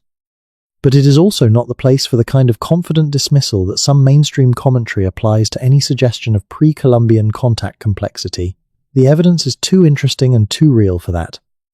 What the evidence is actually pointing toward, in all of its complexity and its complications and its genuinely uncertain areas, is a picture of the pre-Columbian Americas as a world of enormous human richness and complexity, connected to the rest of the human world in ways that we are still mapping, home to civilizational achievements that we are still learning to appreciate fully, and heir to a catastrophe so total and so swift that it obscured most of what had existed, leaving the survivors to face the future with a fraction of the knowledge and population and institutional capacity they had before.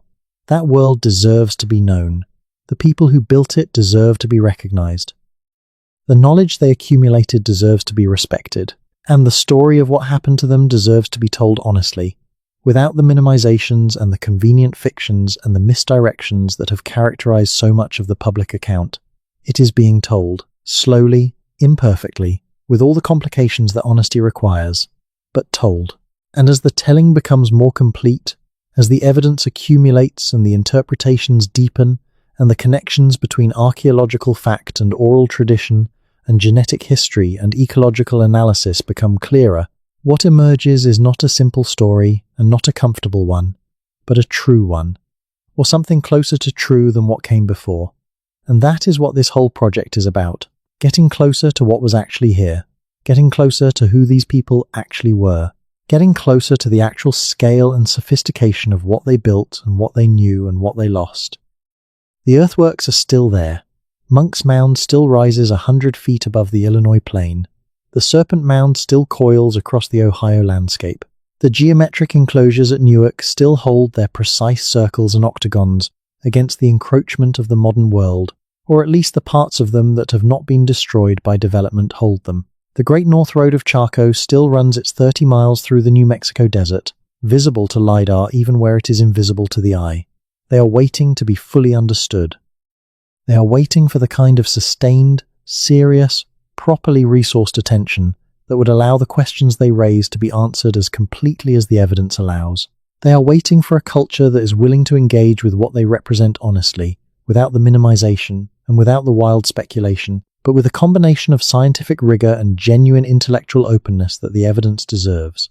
That culture is coming into being, slowly, but coming. There are things about this story that keep me up at night, or would keep me up at night if I let them. Not the mysteries, though the mysteries are genuinely compelling. Not even the catastrophe, though the catastrophe is devastating in ways that become more vivid the more clearly you understand what was lost. What keeps my attention, in the way that the most important things always do, is the gap. The gap between what was here and what the story says was here. The gap between the evidence and the narrative. The gap between what can be known, with sufficient care and honesty and willingness to look, and what has actually been known, by the people with the power and the platform to shape what the rest of us understand. That gap is closing. That is the encouraging part, and I want to dwell on it for a moment before we continue, because the closing of that gap is not accidental and not inevitable and not free. It is the result of work, specific, dedicated, persistent work by specific people. Archaeologists who chose to study sites and questions that were not fashionable, geneticists who applied new techniques to old problems, indigenous scholars who brought their community's knowledge into conversation with the scientific literature in ways that enriched both, writers and filmmakers and teachers who decided that the actual history was more interesting than the comfortable version, and said so. The closing of the gap is also the result of the evidence itself, which has a kind of patience that human arguments do not. The earthworks stood through the centuries. The chemical signatures of trade goods waited in museum collections for analytical techniques sophisticated enough to read them. The genetic markers sat in the DNA of living populations and ancient remains until the sequencing technology could find them. The astronomical alignments encoded in stone and earth were there for anyone who bothered to measure them precisely enough to see what they encoded. The evidence was always there. What changed was the willingness and the ability to read it honestly. And what that reading reveals, piece by piece, year by year, site by site, is a world that challenges everything we thought we knew about what is possible in pre-Columbian North America. Not in the direction of the lost race theories, not in the direction of ancient astronauts or Atlantean refugees or the other fantasies that have attached themselves to the genuine mystery. In the direction of human achievement, in the direction of what actual people, with actual ingenuity and actual organizational capacity and actual accumulated knowledge, can accomplish over the course of several thousand years when conditions are right and the social structures support it. In the direction of civilization, a real one. Now let us talk about what ended it. Or rather, let us talk about the various things that ended the various phases of it, because there were multiple endings, not a single catastrophe, and the question of causation is complex in ways that the simplifications of popular history do not capture. The end of the Poverty Point tradition around 700 BCE is poorly understood. The site was abandoned, the trade networks collapsed, the remarkable organizational experiment that had produced the largest earthworks of its time simply stopped. The reasons are not clear from the archaeological record. Climate disruption is a possibility. The period around 700 BCE saw significant climate changes in many parts of the world. Social stress from within the system is possible. Any complex organization that has been running for several centuries without obvious external pressure can develop internal contradictions that eventually produce collapse. External pressure from other populations is possible, though the evidence for it is thin. What is clear is that the abandonment was relatively rapid by the standards of complex cultural transitions, and that what followed was a period of reduced organizational complexity across the lower Mississippi Valley that lasted several centuries before the Adena and then the Hopewell traditions began to develop further north. The end of the Hopewell tradition around 400 to 500 CE is somewhat better documented, though still not fully understood. The decline coincides with a period of climate disruption, and there is some evidence for increased conflict. Defensive structures appear at some sites in the later Hopewell period that were not present in the earlier phases. The long-distance trade networks contracted, which would have disrupted the flow of exotic materials that were central to the burial practices and the cosmological system that the material culture expresses. Without access to copper and mica and obsidian and marine shells in the quantities the Hopewell tradition required, the practices that depended on those materials would have had to change. Whether the change in practice preceded or followed the contraction of the trade networks is not entirely clear from the evidence. What is clear is that by around 500 CE, the specific combination of practices and material culture and organizational scale that defined Hopewell was no longer present. Something different, something in certain respects simpler, and in other respects more localized and regionally specific, had taken its place across the eastern woodlands.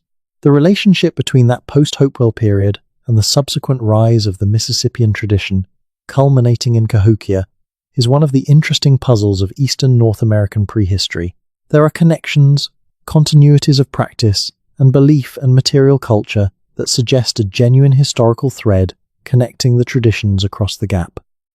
But there are also substantial differences in scale and in the specific forms that monumental construction takes, and in the nature of the social hierarchy that the burial evidence reveals. The Cahokia collapse, the gradual depopulation of the city between roughly 1150 and 1350 CE, is the best documented of the major endings, partly because it is the most recent, and partly because the scale of the site and the intensity of archaeological attention it has received have produced a richer evidentiary record. The evidence points toward multiple contributing factors. Environmental stress is well documented. Pollen records and soil chemistry from the area around Cahokia show evidence of significant deforestation and soil erosion from the intensive agriculture and wood harvesting that supported the city's population. The depletion of local resources would have made the city increasingly dependent on imports from its hinterland, and the political structures that maintain those imports would have had to work harder to sustain the flow. Climatic disruption is another factor. The medieval warm period, which had created favorable conditions for agriculture in much of North America and may have contributed to Cahokia's rapid growth, was giving way by the late 12th and early 13th centuries to a period of increased climatic instability that included both severe droughts and significant flood events. Flood deposits at Cahokia itself show evidence of major flooding events during the period of the city's decline, events that would have been catastrophic for a low-lying settlement in a floodplain. Political stress is suggested by the defensive palisades that appear around the central area in the later period of Cahokia's occupation. Whoever was in charge felt threatened enough to invest substantial resources in defensive construction, which implies either internal conflict between different factions within Cahokian society or external threats from neighboring populations who were themselves under stress from the same environmental and climatic pressures. And there is the possibility, not yet proven but not unreasonable given what we know about the nature of chiefdom societies and their characteristic instabilities, of political collapse from within. The failure of the redistributive system that held the city together, the withdrawal of the hinterland populations who had been supplying it with food and labor, the erosion of the ideological foundations that had given the Cahokian elite its authority. Any one of these factors might have been manageable.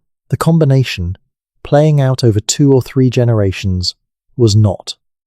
The city that had been the center of a continental system became, relatively quickly in historical terms, an empty landscape with earthen monuments.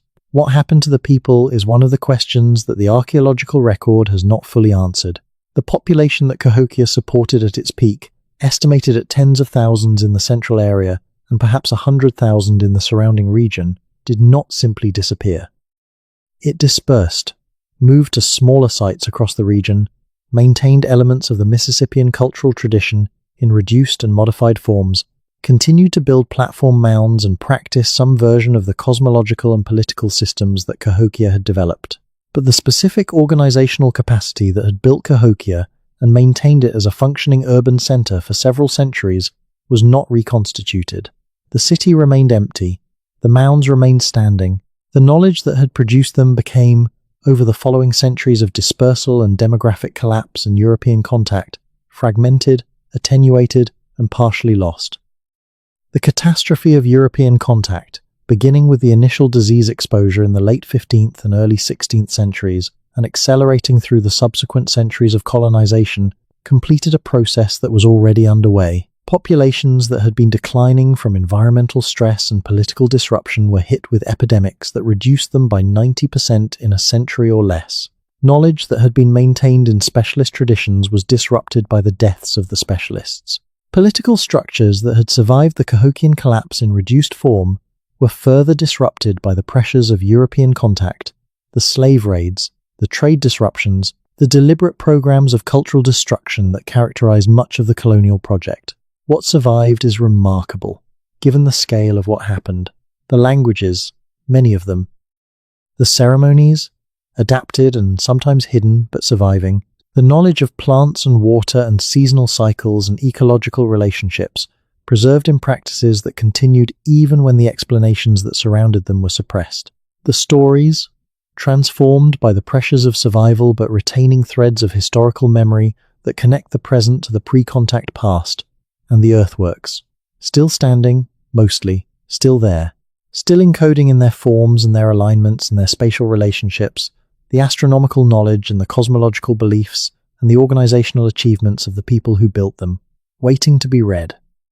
Some of them will not wait much longer, Development pressure on archaeological sites across the eastern United States has been destroying earthworks for 2 centuries, and the rate of loss has not decreased significantly, despite the best efforts of preservation advocates and archaeologists and indigenous communities who understand what is being lost. Sites that Squire and Davis documented in the 1840s no longer exist. Sites that were visible from aerial photography in the 1960s have been ploughed under or built over. Every year, some portion of the record is permanently erased. The urgency that the preservation situation creates is itself a kind of argument for the importance of this story. The evidence is finite and diminishing. The window for understanding it is closing, not because the interest is declining, but because the physical record is being reduced. Every site that is preserved is a site that the future can continue to learn from. Every site that is destroyed takes with it knowledge that cannot be recovered. This is not an abstract concern. It is a concrete and immediate problem that the archaeological community and the indigenous communities who are the primary stakeholders in this heritage are wrestling with every day. The solution involves not just legal protection for known sites, which is imperfect and unevenly enforced, but the much more difficult work of changing the public understanding of what these sites are and why they matter.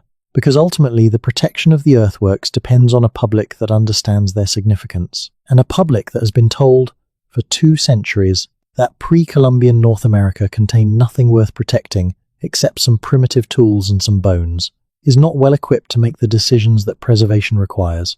That is another reason why this story matters. Not just as history, not just as archaeology, but as the foundation for the kind of informed public engagement that the preservation of this heritage requires. People who understand what the earthworks represent, who understand the astronomical sophistication and the engineering achievement and the long-distance trade networks and the cosmological complexity that they embody, are people who can make a rational argument for their preservation. People who have been told that the pre-Columbian past was essentially empty and unimpressive are people who will not fight for what they do not know they have lost. The story matters. The telling of it matters. And the honest telling of it, without minimization and without the wild speculation that discredits genuine investigation, matters most of all. Let us keep going. Because there is more, and the more is important. The question of medicine is one that does not come up often enough in discussions of pre-Columbian North American civilization, and that is a significant omission.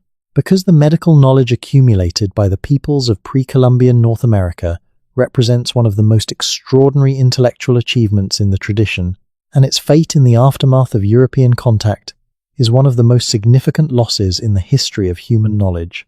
The pharmacological knowledge alone is staggering. Over the course of several thousand years of systematic observation and experimentation, the indigenous peoples of North America developed a comprehensive understanding of the medicinal properties of the plants of their environments.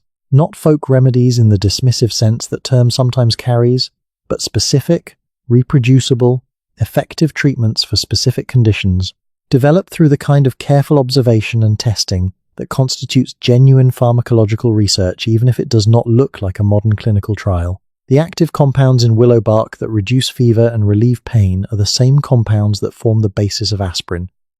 The indigenous knowledge of willow bark as a medicinal plant predates the isolation of salicylic acid by European chemists by thousands of years.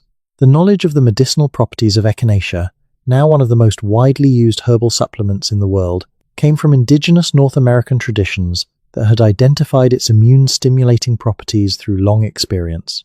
The specific plants used as antiseptics and wound treatments in various indigenous traditions have been found, in modern analysis, to contain actual antimicrobial compounds that justify their traditional uses. This is not coincidence. This is knowledge, real knowledge, that was accumulated through genuine investigation of the natural world and refined through generations of application and observation. And the loss of much of this knowledge, through the deaths of the specialists who held it and the suppression of the cultural traditions that transmitted it, represents a genuine and substantial reduction in humanity's total medical knowledge base. Modern pharmaceutical research has been working, slowly and incompletely, to recover some of this knowledge by investigating plants that were used medicinally in traditional contexts. The results, when researchers have bothered to look, have been remarkably productive. A significant proportion of modern pharmaceuticals are derived from or based on compounds first identified in traditional medical systems, and the proportion would be much higher if the research had been more systematic and the traditional knowledge had been more completely preserved. The ethnobotanical recovery efforts that are happening now, the documentation of traditional plant knowledge in collaboration with indigenous communities that still hold fragments of it, are among the most valuable scientific projects of the current era. And the urgency of those efforts is acute, because the elders who hold the knowledge are aging, and without sustained documentation the knowledge will be lost permanently. This is not nostalgia. This is practical. The plants are still there. The compounds are still in them. The knowledge of how to use them effectively is what is being lost, and recovering it through reinvestigation from scratch will take decades and billions of dollars that direct documentation could save. The pre-Columbian North American tradition had knowledge of the natural world that in some domains exceeds what modern science has yet recovered. That is a statement about the depth and the duration of the tradition, not about the inferiority of modern science. Modern science has enormous capabilities that traditional knowledge does not, but it has not been around for as long, and in certain specific domains of long-term observation and accumulated empirical knowledge, the traditional systems have a depth that modern science is still working to match. Ecological knowledge, astronomical observation, medicinal plant knowledge, agricultural practice. These are the domains where the pre-Columbian tradition was most deeply developed, and these are the domains where the losses have been most significant and most costly, not just to the indigenous communities who lost the knowledge, but to the broader human community that would have benefited from its continuation and development. The loss of this knowledge is the least visible and most permanent consequence of the colonization of the Americas.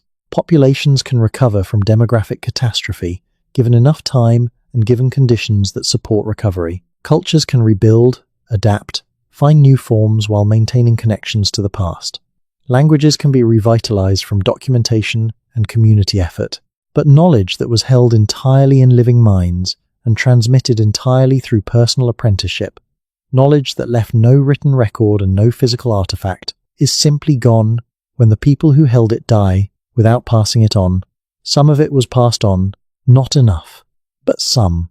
And that some is being documented and preserved and in some cases revitalized with an urgency and a depth of commitment that reflects the understanding of what is at stake. The pre-Columbian world was a world of knowledge.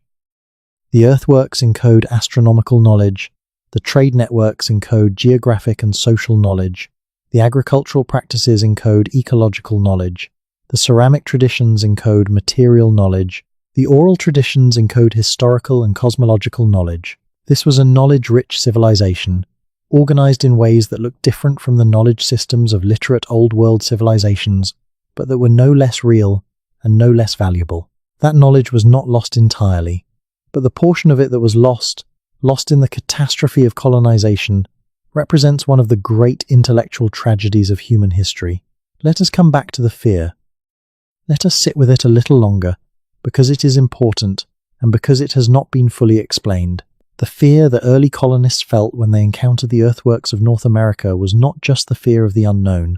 It was not just the discomfort of encountering something that did not fit the available categories. It was something more specific, more targeted, and ultimately more revealing about the psychological dynamics of colonization.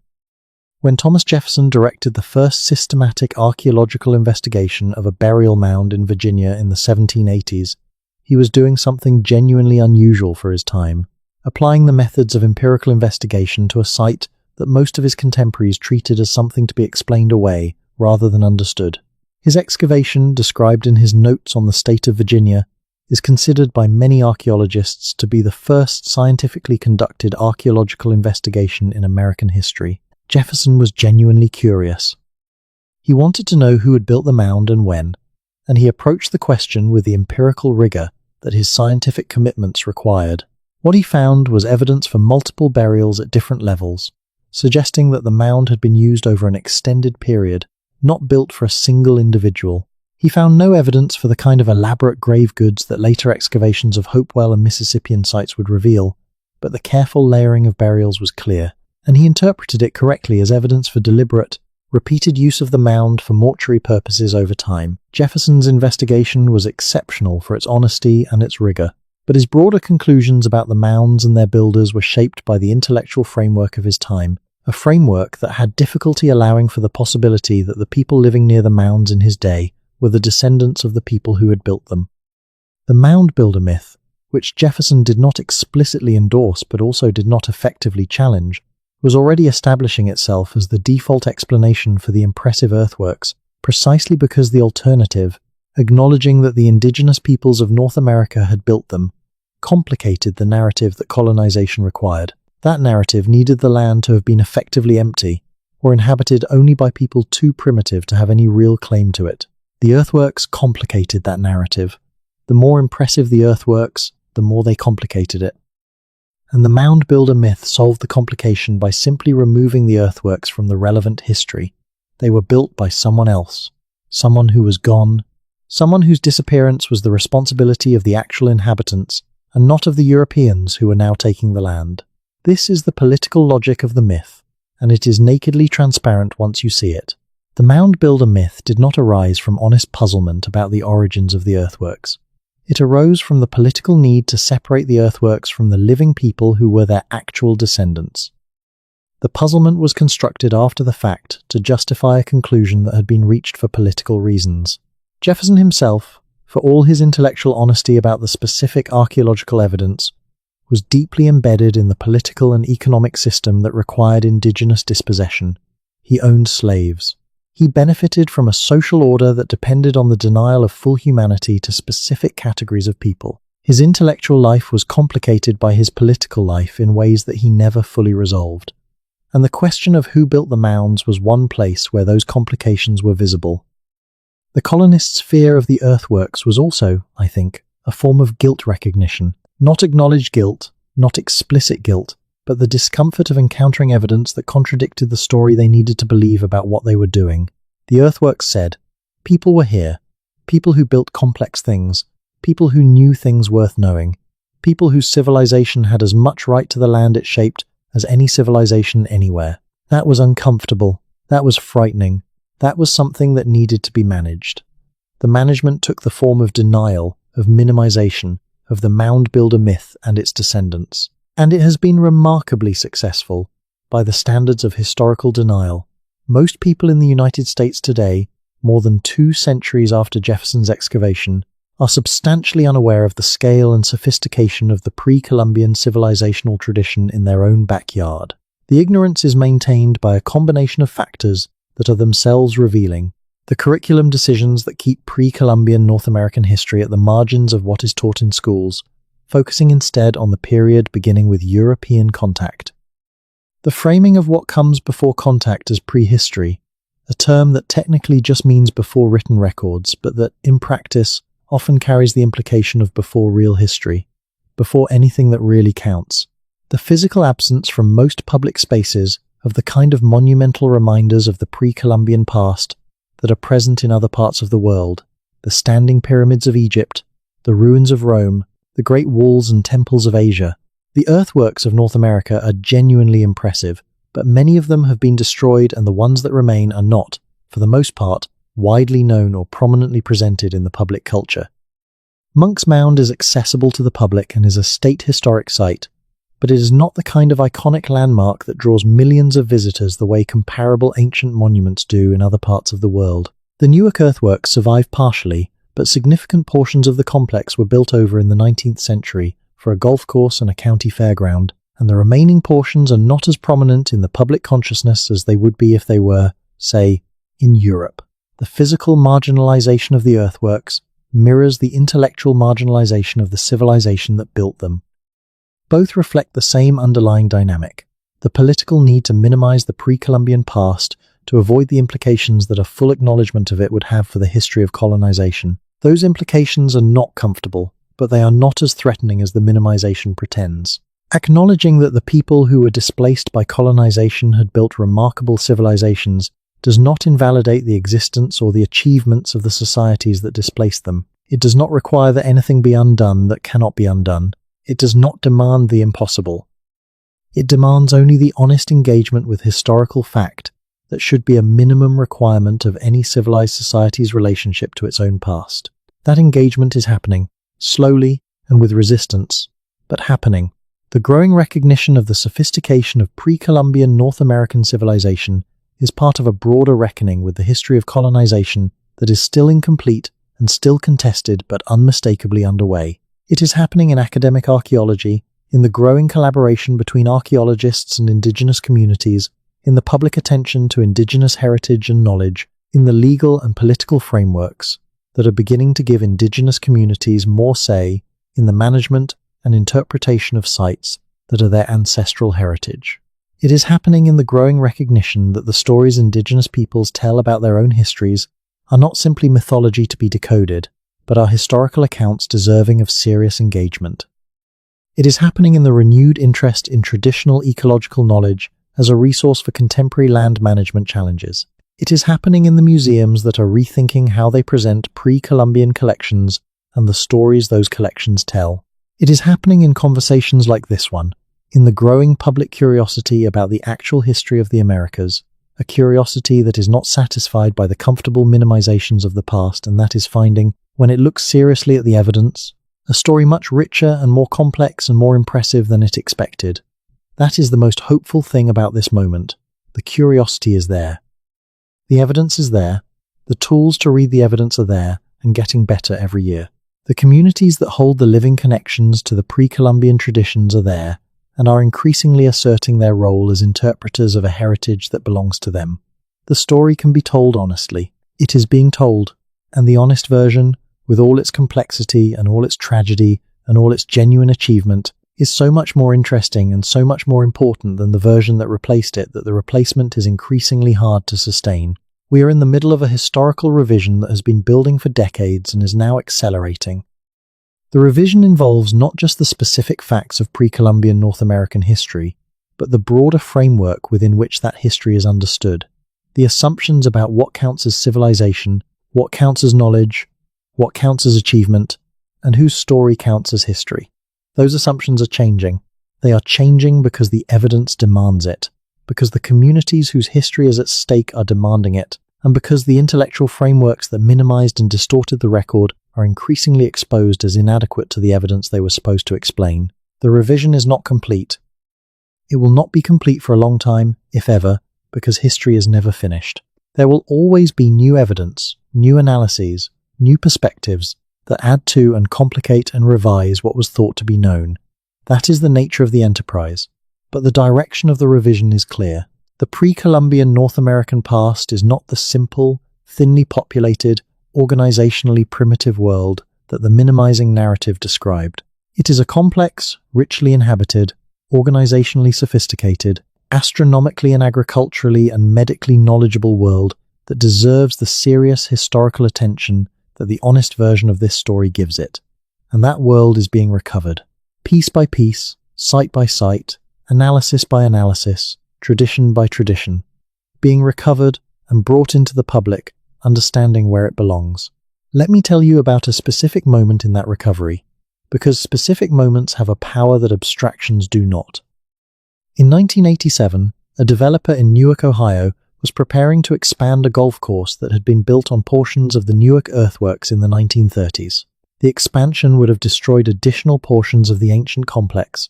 A coalition of archaeologists and preservationists and members of the Ohio Shawnee people organized to stop the expansion and began advocating for the purchase and preservation of the remaining earthwork portions. The advocacy was successful, eventually in part. The Great Circle and the Octagon are now state memorials, protected from development. The golf course still operates on a portion of the earthwork complex, a situation that has generated ongoing controversy and that is slowly being resolved in favor of more complete archaeological access. The process has been slow and the outcomes incomplete, but the earthworks are there, and the advocacy continues, and the people who are fighting for their preservation understand what they are fighting for. Not just a historical curiosity, but a living connection to a tradition that is the heritage of the indigenous communities whose ancestors built them, and the broader heritage of everyone who lives in the country that was built on and over. And through that tradition, that is what this story is ultimately about. Not just the mounds and the earthworks, though they are remarkable. Not just the astronomical knowledge and the trade networks and the ecological sophistication, though they are impressive. It is about the human world that produced all of these things, the actual people who lived and worked and built and thought and organized and traded and observed and remembered and transmitted. They were real. Their achievements were real. Their descendants are real and present and still connected to the traditions that the earthworks represent. And the story of who they were and what they built and what happened to them and what survived is one of the great untold stories of the country that was built on top of what they left behind. It is being told now, imperfectly, incompletely, with all the limitations that any honest engagement with a complex and contested history must have, but told. And every time it is told honestly, with the evidence and without the convenient fictions, it gets a little more complete, a little closer to what was actually here. That is what this has been about. Not a final answer, because there is no final answer to questions this deep and this complex, but a closer look at the actual evidence and the actual story it tells. A closer look at the civilization that was here before the civilization that replaced it. The civilization that built earthworks visible from miles away and aligned them to the cycles of the moon and the sun with an accuracy that still impresses modern engineers.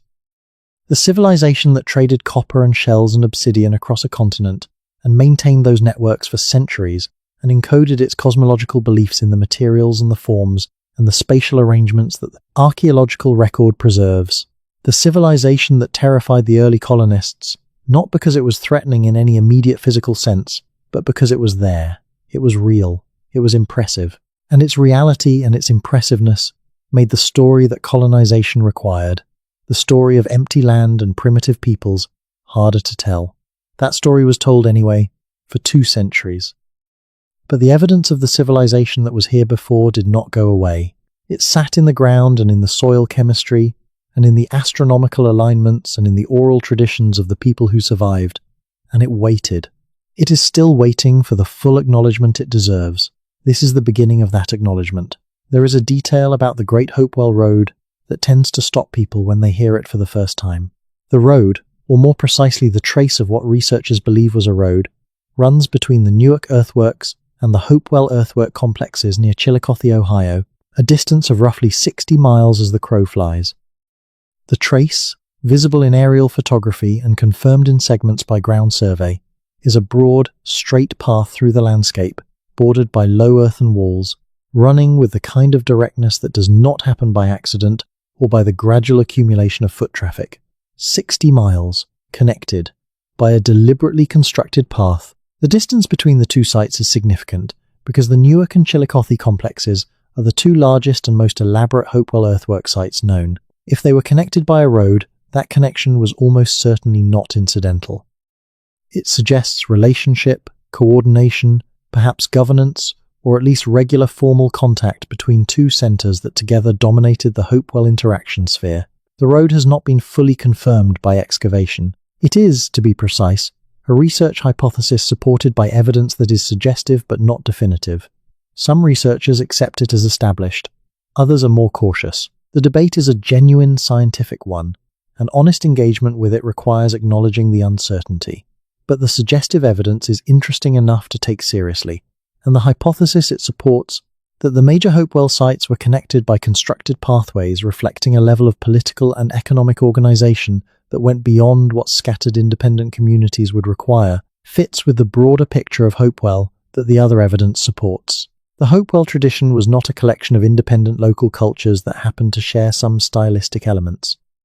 The consistency of the geometric earthwork traditions, the consistency of the burial practices, the consistency of the material culture, and the extraordinary reach of the trade networks all point towards something more organized, more coordinated, more deliberately maintained across space and time than a simple shared aesthetic tradition. Whatever that organizational structure was, it was capable of maintaining consistent practices and material standards across hundreds of miles and several centuries. That is an organizational achievement that requires infrastructure, communication systems, relationship maintenance, mechanisms for the transmission of knowledge and standards and materials across the geographic extent of the tradition. Roads, or at least formal pathways, would have been part of that infrastructure. The Great Hopewell Road, if it is confirmed, would be one piece of evidence for the kind of physical infrastructure that the organizational achievement implies. The relationship between Hopewell and Cahokia is one of the most interesting questions in Eastern North American archaeology. They are separated by several centuries, the Hopewell decline at around 400 to 500 CE, and the Cahokia fluorescence beginning at around 700 to 800 CE, and they are separated in geography, with Hopewell centered in Ohio and Cahokia in the central Mississippi Valley, but the connections between them are real. The astronomical knowledge embedded in the Hopewell earthworks appears, in transformed but recognizable form, in the Cahokian woodhenges and the spatial organization of the Cahokia site. The emphasis on platform mounds as locations for elite or ceremonial activity, present in later Hopewell contexts, is the central architectural principle of the Mississippian tradition that Cahokia exemplifies. The trade networks of Hopewell, disrupted in the period of the Hopewell decline, were reconstituted in modified form in the Mississippian period and still centered in the same general geographic area. These connections suggest that the knowledge and the organizational models, and possibly some of the specific lineages that produced Hopewell, were preserved through the period of apparent simplification that followed its decline, maintained in forms that are less archaeologically visible, but that provided the foundation from which the Mississippian tradition, culminating in Cahokia, developed. This is a recurring theme in the archaeology of Eastern North America, the persistence of knowledge and organizational capacity through periods of apparent simplification, the maintenance of traditions in reduced or transformed forms that allow them to become the foundation of new complexities when conditions permit. The tradition is not continuous in the visible, monumental sense. There are gaps, periods when the major constructions are absent and the organizational scale is reduced. But something persists through those gaps, some thread of continuity that connects the later developments to what came before. That thread is often most visible in the astronomical knowledge. The lunar standstill cycle encoded at Newark appears, in somewhat different but recognizable form, in the later Mississippian tradition. Solar alignments in Hopewell contexts appear in Cahokian woodhenges. The orientation of major earthworks to the cardinal directions, present in Hopewell, is central to the Mississippian tradition. Astronomical knowledge of this specificity and precision is not independently reinvented every generation. It is transmitted. The transmission implies institutional structures, even if those structures are not archaeologically visible, structures capable of maintaining specific, precise knowledge across the gaps in the monumental record. The knowledge was there. The tradition was there. What varied, across the centuries and the various cycles of complexity and simplification, was the social and political context that allowed the tradition to express itself in monumental form. When the conditions were right, when the population was sufficient, and the organizational capacity was adequate, and the resources were available, the tradition expressed itself in earthworks. When the conditions were disrupted, the tradition maintained itself in reduced form, waiting for conditions to improve. And when conditions improved, it expressed itself again, building on what had been preserved through the difficult period, extending and elaborating and transforming the knowledge into new forms appropriate to the new context. This is what traditions do. This is what the accumulated knowledge and practice of a civilization does when it encounters disruption. It contracts to its most essential forms, preserves what it can, and expands again when expansion is possible. The Hopewell tradition contracted. The knowledge was preserved. Cahokia expanded from what was preserved. And when Cahokia contracted, something was preserved again, enough to maintain the thread of the tradition through the catastrophe of European contact. Not enough. Too little survived the 90% demographic catastrophe, the deliberate suppression of cultural practices, the disruption of the apprenticeship systems that transmitted specialist knowledge. But not nothing. The thread is thin, in places almost invisible, but it runs from the present back to poverty point and through every cycle of complexity and contraction in between. The people who are the descendants of all of this, the Native American communities of Eastern North America, are not simply the survivors of colonization. They are the carriers of a tradition that runs back 5,000 years or more. They are the living connection to a civilization that built earthworks visible from miles away and aligned them to the stars and traded copper across a continent. That connection is not always easy to maintain, not always fully articulate about its own depth, not always presented in the ways that match the expectations of outside observers who are looking for something that looks like the visible monuments of old-world civilizations.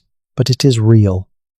It persists in the ceremonies that mark the seasons, in the stories that encode historical memory, in the relationships to specific places that carry the accumulated meaning of centuries of habitation and observation and practice. And it is increasingly being asserted, not as a historical curiosity or a political gesture, but as a living reality that has something to contribute to the ongoing conversation about how human beings should live on this continent and in this world.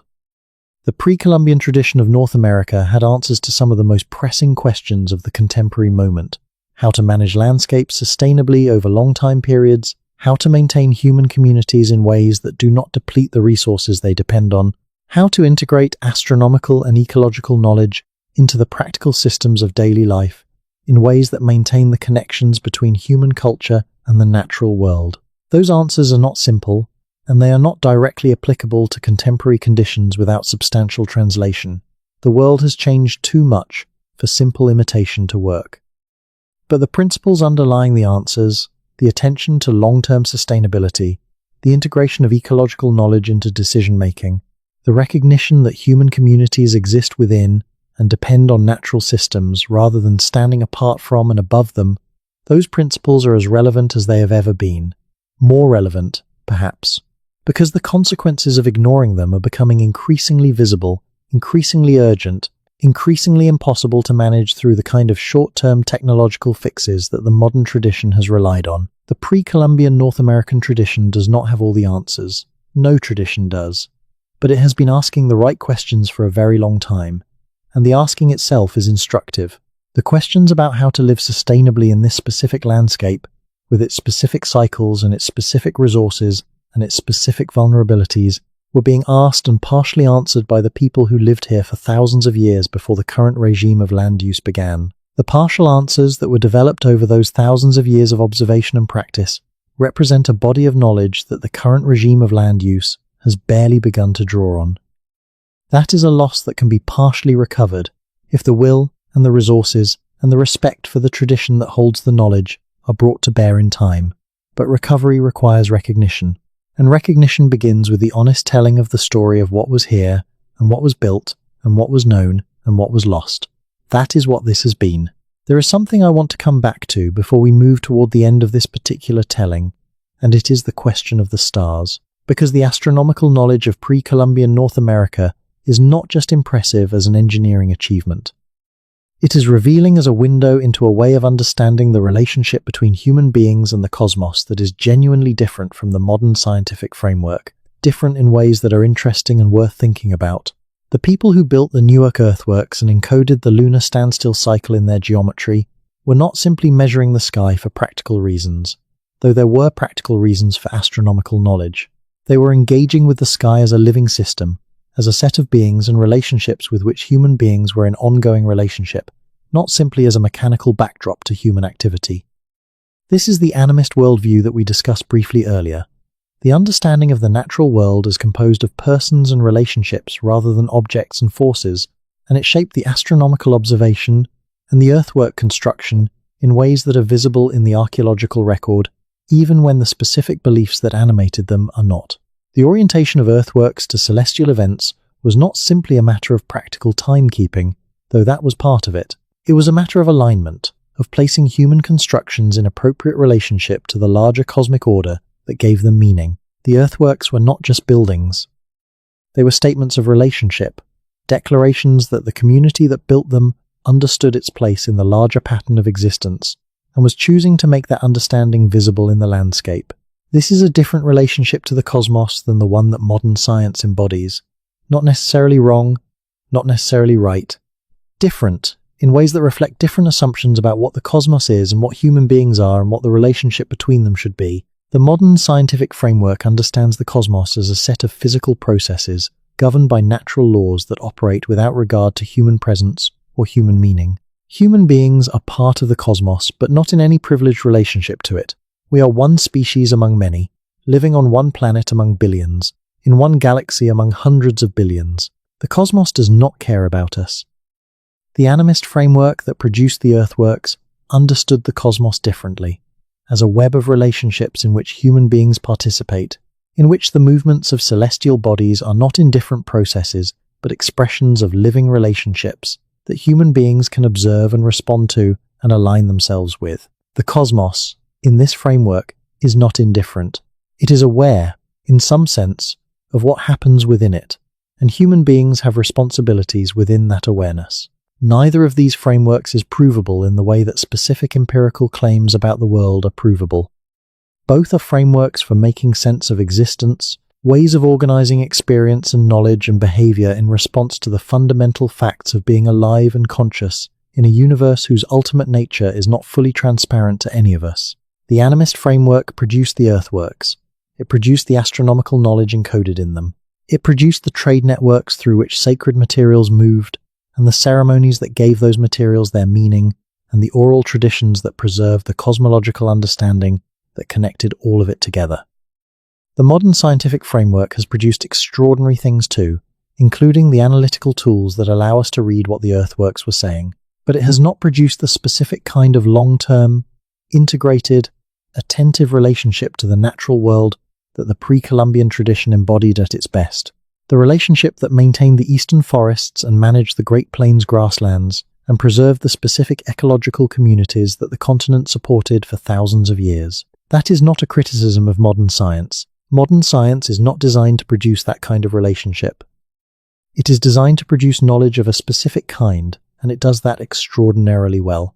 But the specific kind of knowledge it produces is not the only kind of knowledge that human beings need, and the specific orientation to the natural world that it embodies is not the only orientation that human societies have found valuable. The pre-Columbian tradition had knowledge that modern science does not have and cannot easily reproduce. Modern science has knowledge and capabilities that the pre-Columbian tradition did not have and could not have anticipated. The interesting question is not which one is better, but how they can be brought into productive conversation. That conversation is beginning, in the spaces where indigenous knowledge holders and contemporary scientists are beginning to work together with genuine respect for what each brings to the table. It is happening in ecology and in land management and in medicine, and in the slow, careful work of recovering traditional knowledge through documentation and analysis. It is happening in the growing recognition within the scientific community that the kind of long-term, systematic, place-specific knowledge that traditional ecological knowledge represents is something that scientific institutions cannot easily replicate and should not try to replace. It is a conversation that should have begun much earlier. The knowledge was being offered for centuries by communities that had it and were willing to share it. The offer was refused repeatedly by a colonial system that could not see what was being offered because it had decided in advance that the people offering it had nothing of value to share. That refusal is one of the great self-inflicted wounds of modern civilization. The cost of it is still being paid, in lost knowledge, in degraded landscapes, in the specific ecological and agricultural failures that might have been prevented if the available knowledge had been used.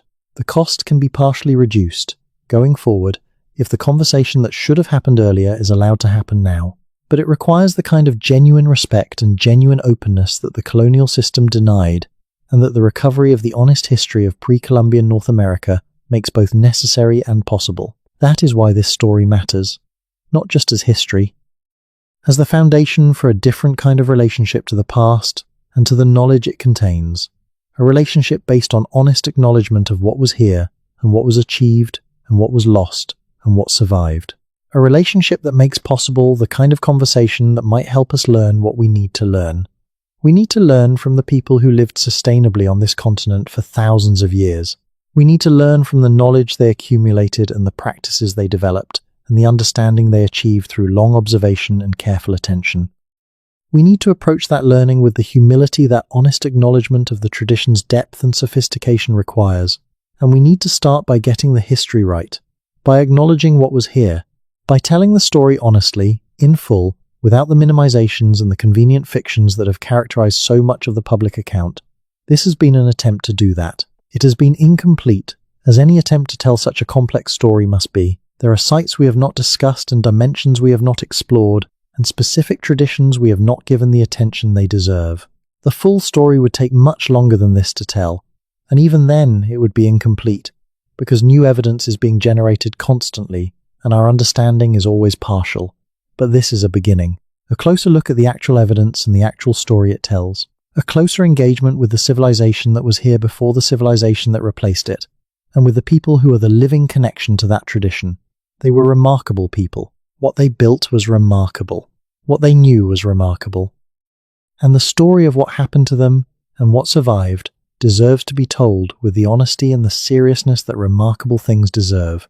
The mounds of the southeast tell their own chapter of this story, and it is one that connects directly to what the earliest Spanish explorers reported when they pushed inland from the Florida coast in the 16th century. The platform mounds of the Mississippian tradition, which spread from the Cahokian heartland across the entire southeast and into parts of the northeast, were not ancient ruins when De Soto encountered them. They were functioning centers of active political and ceremonial life, topped with temples and elite residences, surrounded by the plazas and ball grounds and neighborhoods of living towns. Etowah, in present-day Georgia, was one of those functioning centers. The main mound at Etowah, rising nearly 60 feet above the surrounding ground, was the platform for a temple and the residence of the paramount chief whose authority extended across a substantial surrounding territory. The burials found beneath the mound contain objects of extraordinary quality: copper plates embossed with images of supernatural beings and ritual performers, shell gorgets with intricate imagery, stone effigy pipes carved with a skill that reflects long craft tradition, and objects of materials that came from hundreds of miles away. Etowah was a regional center, connected to the broader Mississippian world through the same kinds of trade networks and political relationships that connected Cahokia to its hinterland and that the Hopewell tradition had maintained before that. It was real. It was active. It was inhabited by real people conducting real political and ceremonial life. And it was visited by De Soto's expedition, which passed through the region in 1540. The accounts of that passage are revealing, both for what they tell us about the nature of southeastern Mississippian society at that moment, and for what they tell us about the encounter between that society and European intrusion. De Soto's expedition did not encounter a scattered or disorganized population. It encountered organized chiefdoms with clear hierarchies of authority, with redistribution systems capable of feeding an army of several hundred men for extended periods, with military capabilities sufficient to make the Spaniards treat them cautiously, and with political sophistication sufficient to engage in the kind of complex diplomacy that De Soto required to move through their territories without constant warfare. The accounts describe a southeast that was thoroughly political, thoroughly organized, thoroughly inhabited at densities that reflect the intensive agricultural systems and the long-established political structures of the Mississippian tradition. The Coosa Paramount Chiefdom, which controlled a substantial area of what is now Georgia, Alabama, and Tennessee, was capable of projecting political authority over a territory larger than many European kingdoms of the same period. This is the world that was here in 1540. This is the level of complexity and organization that the evidence requires us to acknowledge. Not primitive, not simple. Not the empty wilderness that mythology constructed in its place. The wilderness came later, as a consequence of the catastrophe that the De Soto expedition itself helped to initiate. Because De Soto's men carried European diseases, and wherever they went, they left behind them the beginning of epidemics that would spread far faster than the news of their passage. By the time English settlers arrived in the same region a century later, much of what De Soto had described was gone. Not all of it, not everywhere, but enough that the landscape the English encountered bore little resemblance to the landscape the Spanish had moved through. The reduction in population, the collapse of the political structures that depended on those populations, the abandonment of many of the major mound centers, all of this had happened in the intervening century. The wilderness that the English settlers imagined they were entering was the aftermath of this collapse, and the simple, scattered populations they encountered, while still possessing real cultural sophistication and real connections to their pre-contact traditions, were a fraction of what had existed when the civilization was intact. There is a place in West Virginia where the ground holds a secret that has been sitting in plain sight for more than a century without being fully understood. The Grave Creek Mound, located in Moundsville, is one of the largest conical burial mounds in North America, rising roughly 70 feet above the surrounding terrain and covering an area several hundred feet in diameter at its base. It was built by the Adena people somewhere between 250 and 150 BCE, which makes it roughly contemporary with the later phases of the Hopewell tradition in Ohio and with the first flowering of complex social organization in the region. Inside the mound, excavated in the 1830s in one of the earliest major archaeological investigations in American history, were found the remains of multiple individuals buried in elaborate fashion, including a sandstone tablet with an inscription that has been one of the most debated artifacts in North American archaeology ever since. The Grave Creek Stone, as it is called, bears an inscription of some 45 characters that have been interpreted, over the nearly 2 centuries since their discovery, as ancient Phoenician, as ancient Celtiberian, as ancient Greek, as a form of cuneiform, and as a forgery. The interpretations have run the gamut from the scholarly to the frankly absurd, and the artifact itself has been the subject of accusations and counter-accusations of fraud that have still not been definitively resolved. This is the kind of artifact that the alternative history industry loves, and the response of the mainstream archaeological community has been to dismiss it and move on, which is understandable given the quality of most of the alternative interpretations, but is not entirely satisfying as a scientific response. The artifact exists. The inscription exists. Whether it is ancient or modern, genuine or forged, its existence is a fact that deserves honest engagement rather than dismissal. The most likely explanation, by the consensus of the archaeological community, is that the stone is a 19th century forgery produced to attract attention and tourists to the site at a time when the mounds were a major subject of public curiosity. The inscription does not match any known ancient writing system in a way that holds up to serious linguistic analysis, and the circumstances of its discovery involved enough irregularity to raise legitimate questions about its provenance. But the episode is revealing about the dynamics of the broader question, because the eagerness with which the stone was initially accepted as evidence of Old World contact, the willingness of scholars and amateurs alike to see in a set of ambiguous marks the confirmation of ancient Phoenician or Celtic or Israelite presence in North America, tells us something about the power and the persistence of the desire to attribute the earthworks to someone other than their actual builders. The desire persists because the mound builder myth, even after its official debunking in 1894, never entirely died. It went underground into the realm of popular speculation and religious tradition, where it continues to shape the understanding of pre-Columbian North America for a significant portion of the public. The Mormon tradition, to take the most prominent example, includes as part of its theological framework a narrative of ancient peoples in the Americas that was articulated in the Book of Mormon in 1830, the same decade that the major mound excavations were beginning. The Book of Mormon's narrative of ancient civilizations in the Americas was shaped in part by the mound builder mythology of its time, and it has been interpreted by some readers as providing a theological account of who built the mounds. The relationship between the Book of Mormon narrative and the actual archaeological record of pre-Columbian North America is a subject of ongoing discussion among both Mormon scholars and archaeologists. This is not a dismissal of religious tradition. Religious traditions have their own domain, and the claims of faith do not stand or fall on the same evidentiary standards as archaeological claims. But it is an acknowledgement that the question of who built the earthworks has been embedded in religious and cultural narratives that shape the public understanding in ways that go beyond the purely archaeological. The point is that the question of pre-Columbian North American civilization is not just an academic question. It is embedded in social and political and religious narratives that have shaped the way the evidence has been presented and interpreted, and what has been allowed to count as an acceptable answer. Those narratives are not going away, but they are being complicated and challenged by the evidence, which continues to accumulate in the direction of a more complex and more honest picture. The picture that is emerging is one in which the indigenous peoples of North America were not the passive recipients of a history that happened to them, but the active architects of a civilization that shaped the continent. They inhabited not a perfect civilization, not an idealized one, but a real one, with the full range of human qualities and capacities and contradictions that real civilizations have.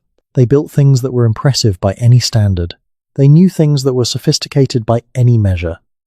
They organized themselves in ways that achieved remarkable results over remarkable time periods.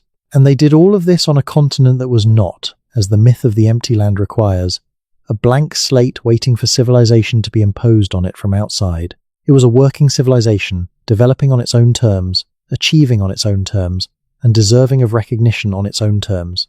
That recognition has been denied for too long. The evidence for the civilization has been available for 2 centuries.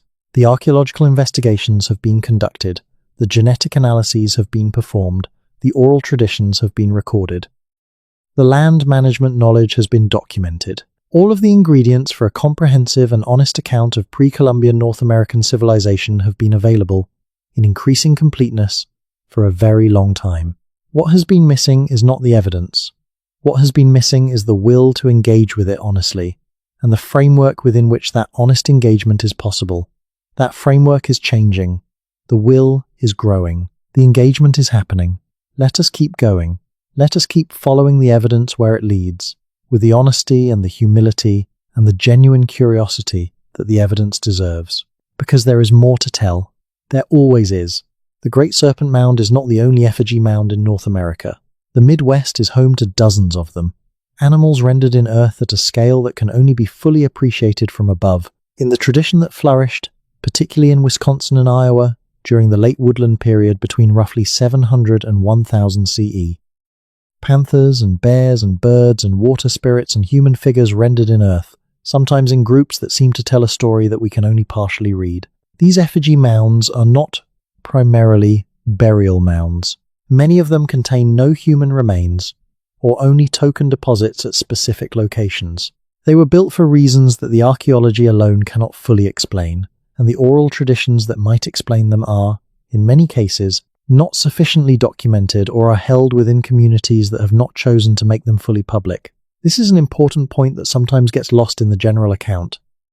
Not everything about pre-Columbian North American civilization is accessible to outside investigation. Some of the knowledge is held in communities that have maintained it precisely because they did not share it with the people who were destroying everything else, and those communities have every right to decide what to share and what to keep. The effigy mounds may carry cosmological meanings that are still known within the communities whose ancestors built them. Those meanings are not owed to outside investigators, not available on demand to any archaeologist who shows up with a research agenda. They belong to the communities that hold them. This is a complication for the project of understanding pre-Columbian North American civilization, and it is a complication that honest engagement with the project requires acknowledging. The full story is not fully accessible from outside. Parts of it are held within living traditions that have the right to maintain appropriate boundaries around what they share and with whom and how. What that means for the public account is that the public account will always be incomplete, not just because of the limitations of archaeological evidence or the losses of the historical catastrophe, but because some of the knowledge is alive and held carefully and will be shared on terms set by the communities that hold it, not on terms set by outside investigators. That is not a failure of the archaeological project. It is a feature of the situation, a reflection of the fact that the civilization we are trying to understand is not dead. Its people are alive. Its traditions persist. Its knowledge, fragmented and transformed but real, continues to be held and practiced and transmitted by communities that have a stake in it that goes beyond academic interest. The relationship between archaeological investigation and indigenous community knowledge is one of the most important and one of the most difficult aspects of the ongoing recovery of the pre-Columbian North American past. Getting that relationship right requires the archaeological community to approach indigenous knowledge with genuine respect and genuine openness, recognizing that it is a source of genuine historical and scientific information, and not merely a cultural curiosity or a political complication. And it requires indigenous communities to find their own ways of engaging with the archaeological investigation of their heritage, on terms that respect their sovereignty over that heritage. That negotiation is ongoing. It is sometimes contentious. It is always important. And it is producing results in the form of collaborative research projects and jointly managed sites and integrated accounts of pre-Columbian history that draw on both archaeological evidence and oral tradition in ways that are richer and more complete, either alone could produce. The future of the recovery of pre-Columbian North American civilization lies in that collaboration. Not in the isolated work of archaeologists working on sites they do not fully understand without the benefit of the knowledge that the descendant communities hold. Not in the isolated assertion of traditional knowledge without the benefit of the specific, verifiable, material evidence that archaeology can provide. In the combination, the genuine and respectful collaboration that brings both forms of knowledge to bear on questions that neither can fully answer alone. That collaboration is the hope, and the evidence suggests it is beginning to be realized. Now let us come to the end, or the beginning of the end, or what passes for an ending in a story that is not over. Because this story is not over, the evidence continues to accumulate, the understanding continues to deepen. The people who carry the living traditions continue to assert their knowledge and their connection to the heritage that the earthworks represent. And the earthworks themselves continue to stand, or the ones that have not been destroyed continue to stand, marking the landscape with their massive presence, encoding in their forms and their alignments and their spatial relationships, the accumulated knowledge and the cosmological beliefs and the organizational achievements of the people who built them. They have been standing for a very long time. Monk's Mound for 1,000 years. The Newark earthworks for 2,000, the Watson break mounds for 5,000. They have outlasted the specific cultures that built them. They have outlasted the various myths that were constructed to explain them. They are outlasting the minimization and the denial that characterize so much of the public account. They will still be there when the current moment of recognition has passed and been absorbed into the general understanding, and then become the taken-for-granted background against which new questions are asked. That is what monuments do. They outlast the specific conversations of the moment, and anchor the longer conversation of civilization with itself, about what matters and what lasts and what deserves to be remembered. The earthworks of pre-Columbian North America are that kind of monument. They are worth paying attention to. They are worth the effort of understanding. They are worth the revision of the comfortable story that their evidence demands. The civilization that built them was here. It was remarkable. It is part of the full account of what humanity has achieved, and what humanity has lost, and what humanity is still learning to understand about itself. That is the story. Not complete, never complete, but closer to true than what came before. Let us hold on to it. Let us carry it forward. Let us keep asking the questions it raises, and following the evidence where it leads. Because the questions it raises are among the most important questions that can be asked about who we are, and where we came from, and what we owe to the human past, all of the human past, the full, extraordinary complexity of it, not just the parts that are convenient to acknowledge. The civilization was here. It built remarkable things. It knew remarkable things. It was lost, largely, in a catastrophe we are still reckoning with. And what survived of it is still here, in the earthworks, and in the soil, and in the astronomical alignments, and in the oral traditions, and in the living communities of indigenous peoples who are the inheritors of everything that did not perish. That inheritance is real, that connection is real, that civilization is real, and the story of it is only beginning to be honestly told. Rest in that for a moment. Let the scale of it settle. 5,000 years of organized cultural life. Astronomical knowledge precise enough to encode the 18.5-year lunar cycle in earthwork geometry. Trade networks spanning a continent. Agricultural practices sophisticated enough to maintain productive landscapes for centuries.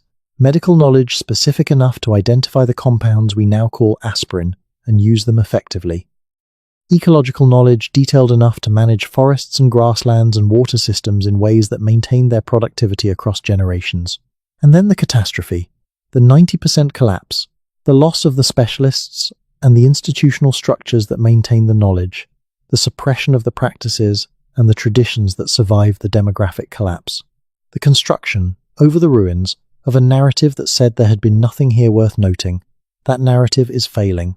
The evidence is too consistent, too detailed, too large to be contained within it any longer.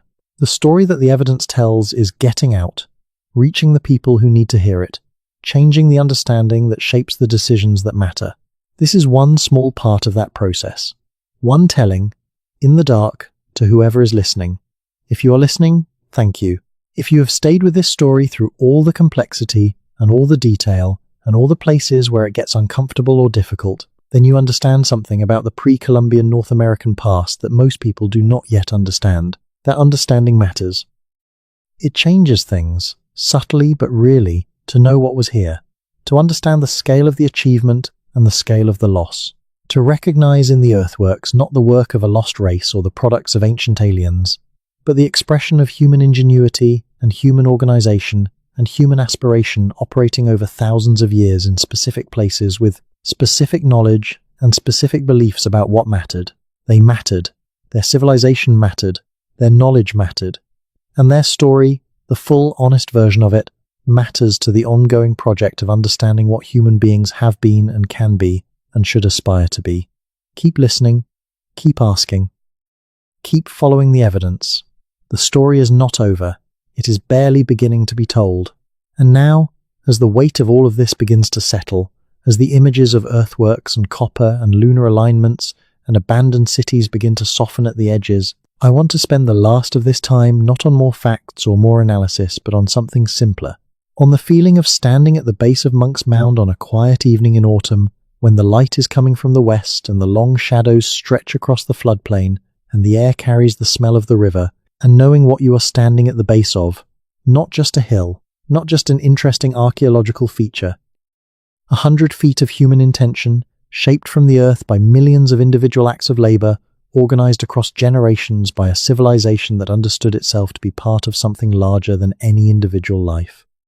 On the feeling of looking at the Newark earthworks from above, from the aerial photographs that make their geometry visible in a way that it is not visible from the ground, and seeing for the first time the perfection of those circles and octagons, the impossible precision of their alignment, the scale of the thing that was built here in a landscape that had no stone and no metal and no wheel, but had, instead, human beings who knew what they were doing and had organized themselves to do it. On the feeling of reading an account of the De Soto expedition moving through the American Southeast in the 1540s, describing dense populations and large towns and organized political structures, and then reading the accounts of English colonists arriving in the same region a century later and finding much of it gone, emptied by the epidemics that had preceded the colonists by decades, and feeling the weight of that loss. On the feeling of reading an oral tradition, recorded by an ethnographer in the early 20th century, in which an elder describes the mounds of his people's ancestors with a knowledge and a reverence that makes clear the connection between the present community and the ancient constructions, a connection that the mound builder myth denied for 2 centuries and that the honest archaeology confirms. These feelings are not evidence. They are responses to evidence, the emotional dimension of the intellectual encounter with a reality more complex and more significant than expected. But they matter. They are part of what it means to take the history seriously, to let it be real rather than keeping it at the safe distance of academic abstraction. The people who built these things were real. Their lives were real. Their knowledge was real. Their achievement was real. And the catastrophe that ended the specific forms of that achievement and reduced the populations that carried it was real and as devastating as any catastrophe in human history. Letting that reality be real, letting it land with the weight it actually has, is part of what honest engagement with the history requires. The earthworks are there. They have been there for a long time and they will be there, or most of them will, for a long time to come. They are patient in the way that physical monuments are patient.